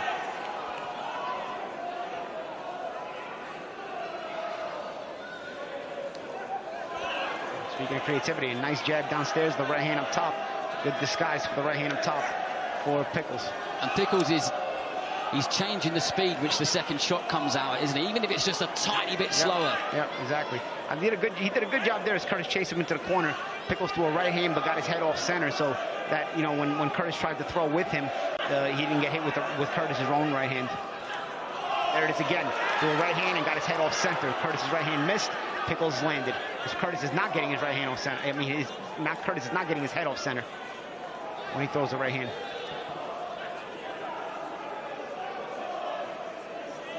Curtis just going round in the same direction.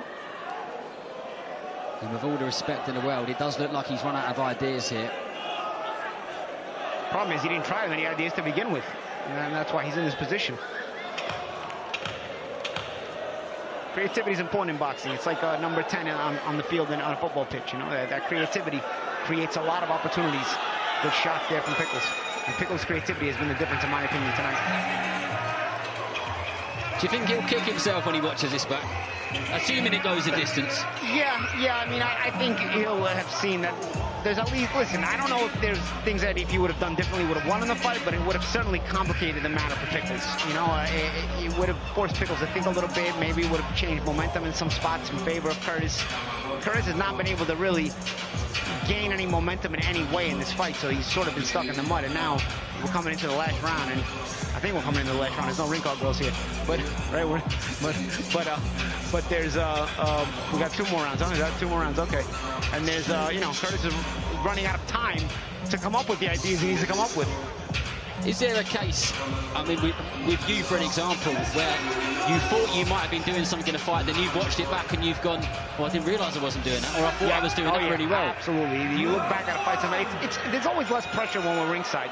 You know, in watching the fight from here, you know, you can see everything, you're relaxed, but when you're in there, you're trying to also process what you need to do, you're trying to protect yourself from being hit, while at the same time trying to analyze the ring itself and the approach that needs to be taken.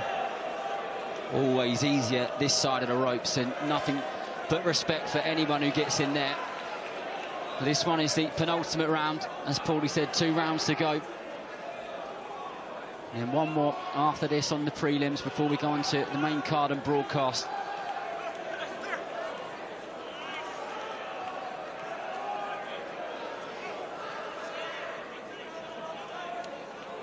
Just trying to listen to that corner of Curtis, to hear the instructions which are coming out. I can't quite grasp what they're saying. I'm just wondering if they're saying stuff and he's not quite pulling it off.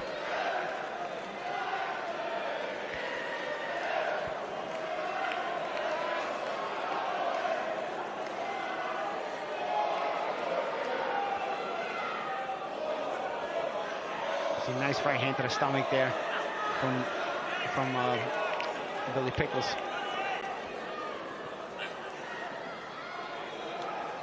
Again, that's what I mean about the same look. Look where Curtis's offense starts all the time. It's this look right here. Same height. Everything he throws is from this height, this level, this look. So it's easy for Pickles to, at this point, realize what he's going to do even before he does it and avoid it and make him pay for it.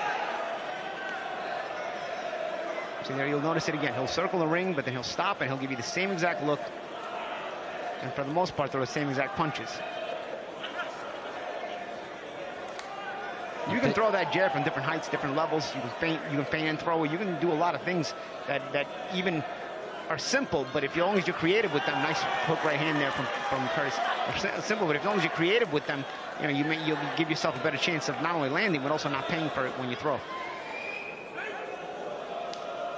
There has been the odd shot which Curtis has managed to get through, but it just hasn't been enough. And he lands a good shot, and then the attack stops. And I think that's partly to do with him, and also partly to do with the way that Pickles responds. Because it is, and it has been him who's been putting his man on the back foot over and over again. Parries that jab and comes back with a counter jab of his own.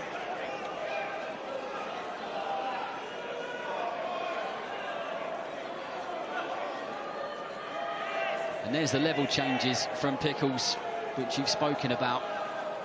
Even here, see how he's moving his head? Again, just being creative. It prevents you from setting up your offense while also making his offense a little bit more deceptive. because he throws off of those different looks.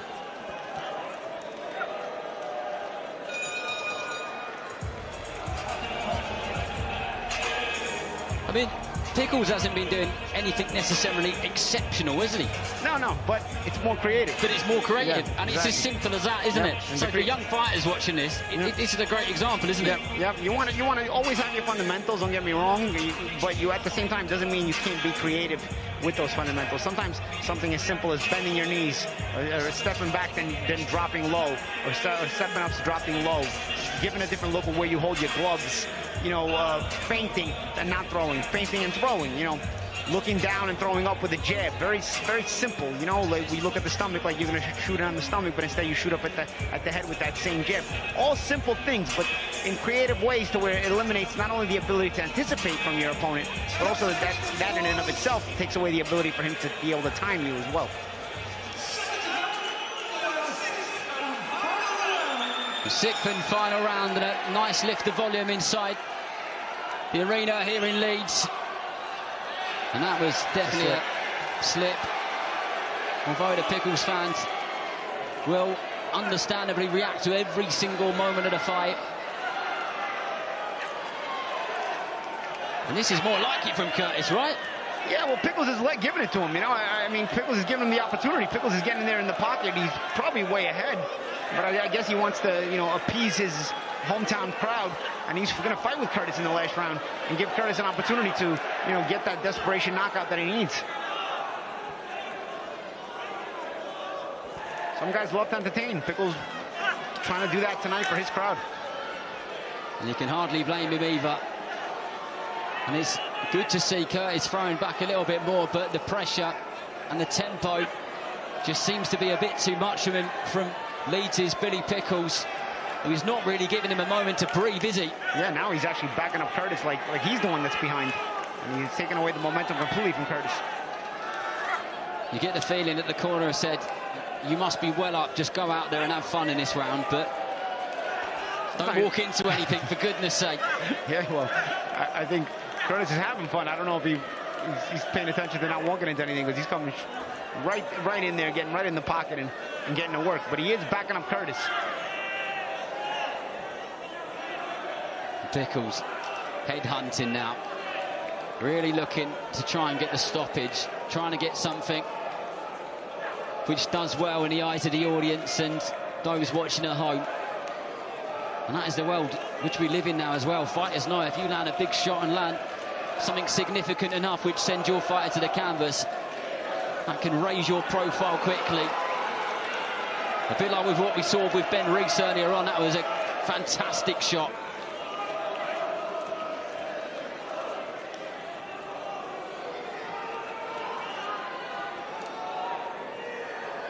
The last 45 seconds to go in the contest, which surely Billy Pickles has won. You can imagine the sort of dreams which he's had about an evening like this, especially coming from that small hall scene.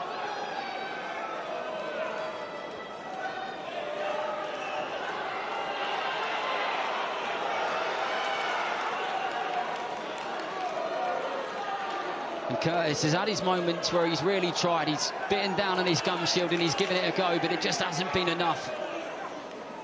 And as Paulie has said, this has been a contest about creativity. And the more creative fighter tonight has undoubtedly been Billy Pickles, who will celebrate when that bell goes. And the crowd will love every single minute of it. Good performance, good entertaining scrap.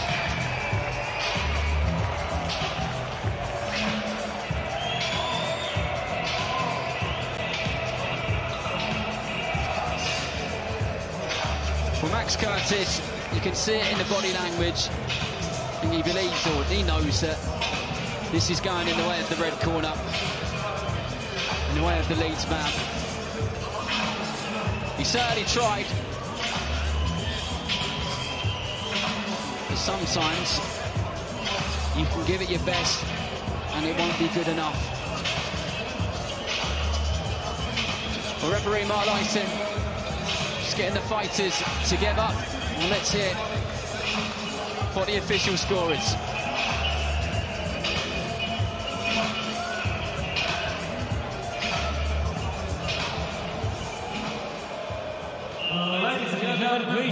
appreciation for both boxers.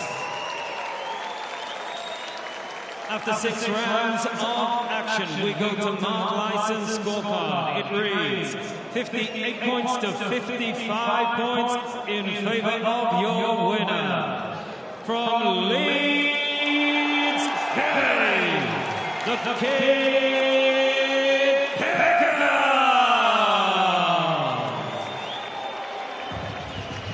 But here you go, 58-55 to the red corner. To 32-year-old Leeds man, Billy Pickles. What a day he's had. He would have watched his team win on the telly earlier on. Boxed in his hometown, his home city arena. And then gets a decision and beats Max Curtis 58-55. Well done to him. Commiserations to Curtis. He will come again. And all he can do, Fordy, is just build on that, can't he? Oh yeah, absolutely. Impressive, good win. Brings his record to 19-1. The hometown crowd is happy. It's sort of a feather in his hat moment for him at home in front of this kind of crowd on this kind of show, and he can build on it to continue to push in his career.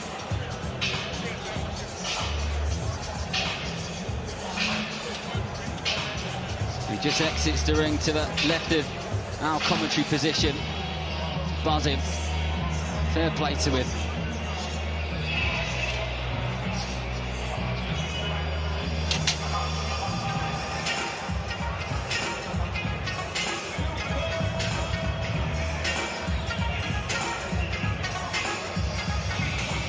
Ladies and gentlemen, we are ready for our next contest. 6 rounds of boxing in the heavyweight division. Please welcome into the ring first from Nottinghamshire, Lamar Griggs.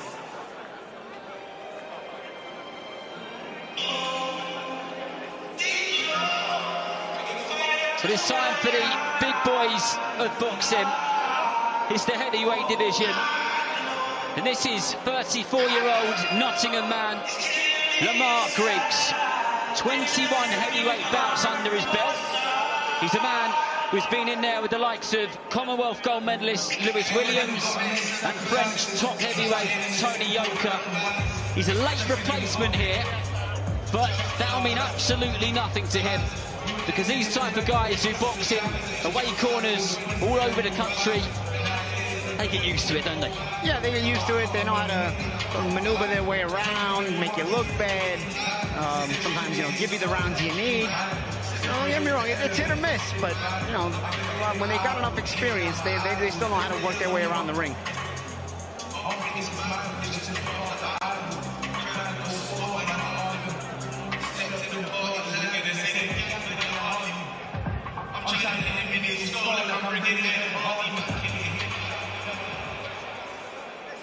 And now, ladies and gentlemen, please welcome his opponent from Burton-on-Trent, Big Fraser Clark.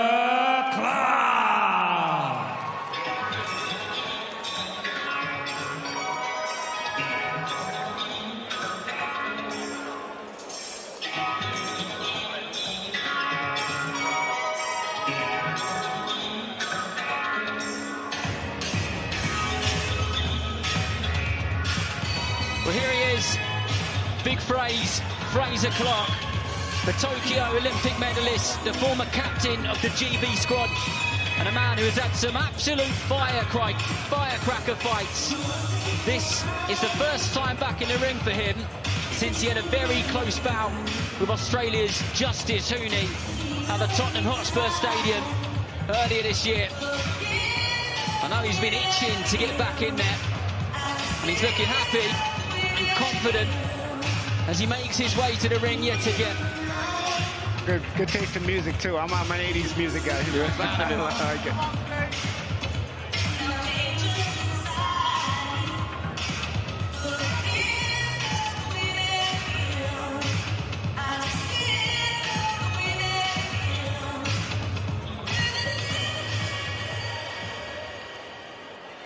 Ladies and gentlemen, Saturday Fight Night is brought to you by Ben Shalom and Boxer. We are live and exclusive on the global home of boxing, DAZN. For this contest, 6 rounds, sanctioned in the heavyweight division, and proudly partnered with Betfred, Riyadh Season, That Prize Guy, Tixa, Champion, and IFX Payments. Your officials for this contest, timekeeper is Anthony Rushton, and your referee in charge of the action, A-star referee Michael Alexander.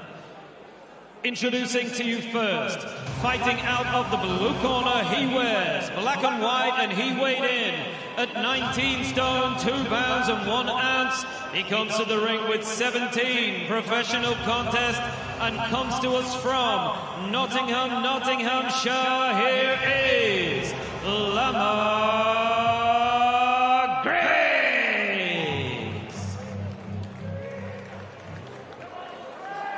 And his opponent across the ring fights out of the red corner. He wears the black and purple shorts, and he weighed in at 18 stone, 2 pounds and 1 ounce, and he comes to the ring with 9 wins, 3 defeats and 1 draw, with 7 of his 9 wins coming by way of knockout. Presenting the former British and Commonwealth title challenger, presenting the 2020 Olympic Games bronze medalist from Burton-on-Trent, Big Fraser.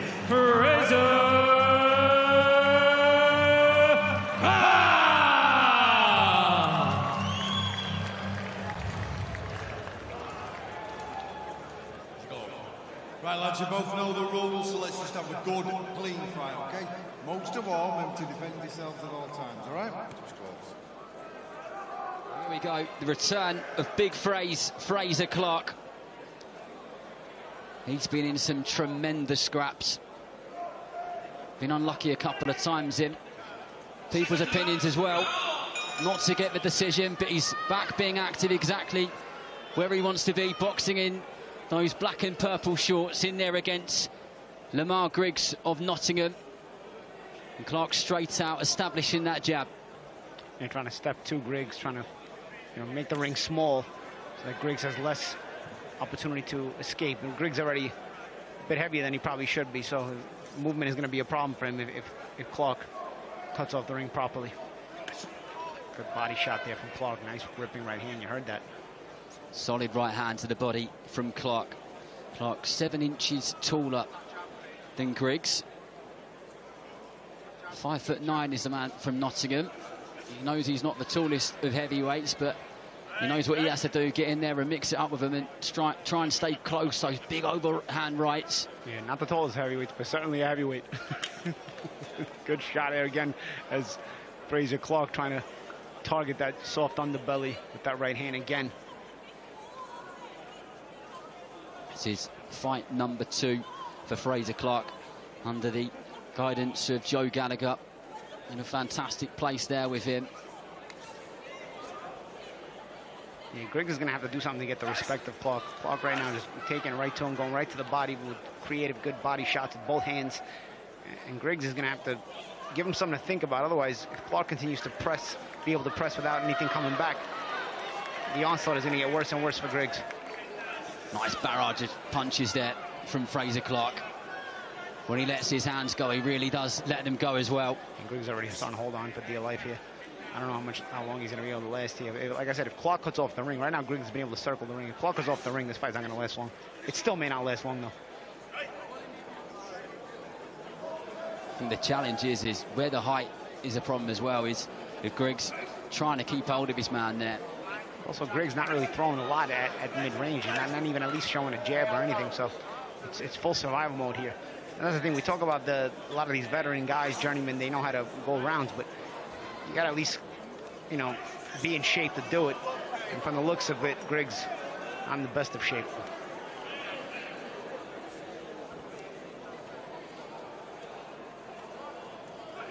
Clark damaging that body there. He does it so well. Nice tight guard of his, has those elbows in, chin down. And Griggs, again, Griggs Griggs is essentially being a punching bag. Good body shots. Body shots finally took their toll. And that was the one. Left hook straight under the right elbow of Lamar Griggs. And he's going to have plenty more of the same coming flying back at him, but the bell's going to save him here, I think. And he may well see round 2. It's basically just moving bag work for Clark, because there's barely anything coming back on the part of Griggs. So you're essentially just hitting a punching bag that moves around the ring. Listen, Lamar Griggs, he was a late replacement. It's important for Fraser Clark to be active. Yeah. For people being listening back behind, why is this was not the original opponent for everybody at home. You know, Clark, obviously an Olympic bronze medalist, a guy who's been in the ring with Fabio Wardley, or ex-world champion. So, you know, Clark obviously has the experience and the pedigree. The reason he's fighting a guy like this is because, you know, his opponent fell out, and in order to keep him on the show, keep him busy, keep him active, which is important for all fighters, you had to find a last-minute replacement. Now, some of these journeyman last-minute replacements, sometimes they're in the gym, sometimes they're not in the gym. You find out once the bell rings. Obviously, Griggs spent more time going to the fridge than going to the gym, and, you know, he wasn't able to throw a lot of punches in that first round. And again, he's essentially giving Fraser Clark nothing to think about or worry about in closing the gap, and it's going to make his life very difficult to make it out of the second round, is Griggs. So for Clark and for Joe Gallagher, this is really about trying out stuff they've been doing in the gym. Yeah, exactly. You get work. It's also, you get dressed for the fight night. It's also good for your psychology that you just get in the ring and you stay active. You dress for fight night, you get under the lights, you fight, you get paid. It's also, from the psychological perspective, better than just having your opponent pull out and you not fighting. Lovely body work there again from Clark. Whipped in a right hook to the body, and the left one followed. He sets Griggs up with that jab, doubles it up. Oh, beautiful right uppercut there from Clark. That was really nice. Yeah, that was good on the counter, as Griggs actually attempted the jab, but again, Griggs just can't put the numbers together. And the respect of Fraser Clark. Oh, tough uppercut there. How long Michael Alexander will allow this to continue for? I'm not sure we'll see the end of round 2. I'll tell you what, in the very least, Griggs is earning his money at least. He didn't just show up, you know, he's not in very good shape. He could have just shown up, took a knee. Instead, he's trying to get through the rounds, trying to at least make Clark work for it. It's not a threat to Clark, but at least he's trying to make him work for it. And that's important in terms of if you're going to earn your money. And in terms of if you're going to at least make Clark feel like he earned his check tonight as well. Still, nevertheless, Clark nice and composed, lands a big heavy right hand over the top, hits the left glove of Griggs. One of the things right uppercut has sent him straight to the canvas there. And that's what I like. One of the things about Clark, he doesn't smother his work. You know, he's got a guy who's in front of him who's not going to last until this fight's over. Oh, he got up at 9. Oh, the referee said forget about it. You know, it's better off he saved him. To finish my thought, really, I like that Clark never smothered his work, because you got a guy who's helpless. Sometimes it's easy to get ahead of yourself.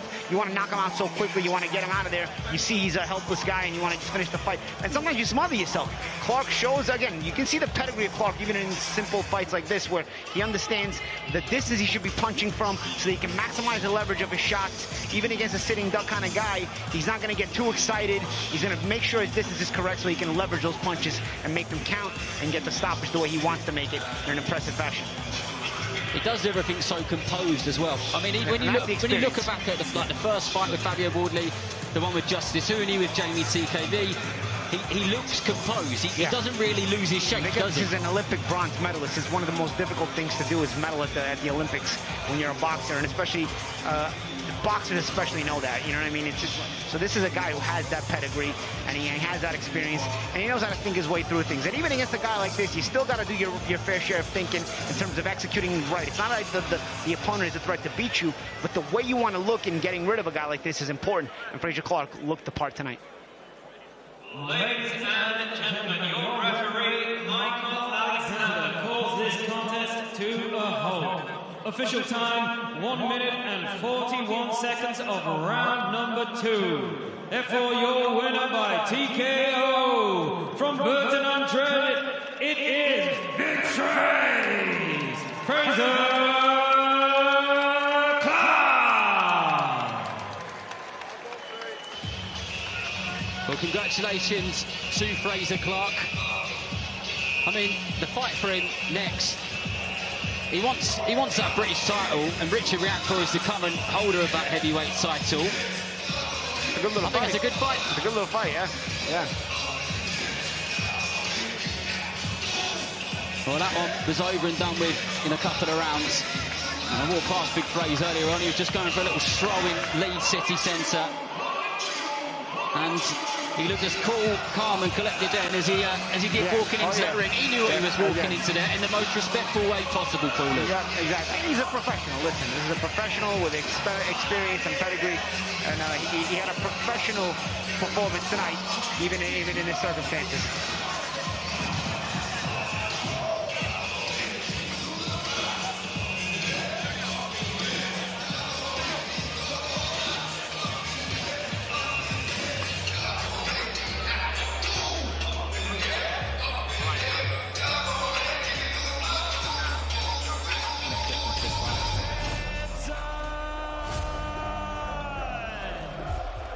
You get knocked out. For war. If he wants a war, we'll have a war. Whoever he wants, he can get it. When I touch his chin, he's going to know about it. When I have him hurt, I'm going to take care of him and get rid of him. But you're going to knock me out, so you're going to knock me out. Oh, down goes Simpson at a crucial point of the contest. And Simpson badly hurt here. He's scrambling to stay on his feet. And Williamson is sensing a moment in Leeds and a big left hook. I'm still the man at 168. I think he's just classless. I don't have any respect for him now.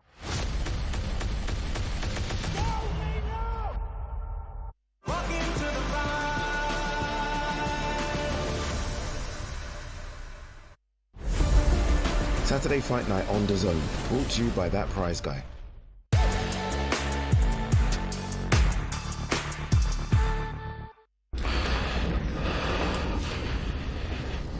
What's he got saying? Turn around. Or join them.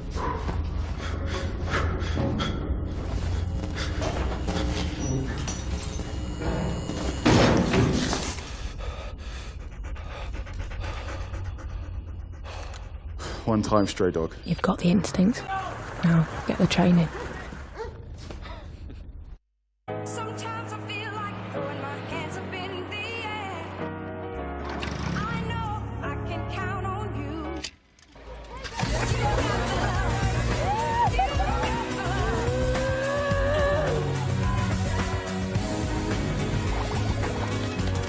Oh, my. Look at you.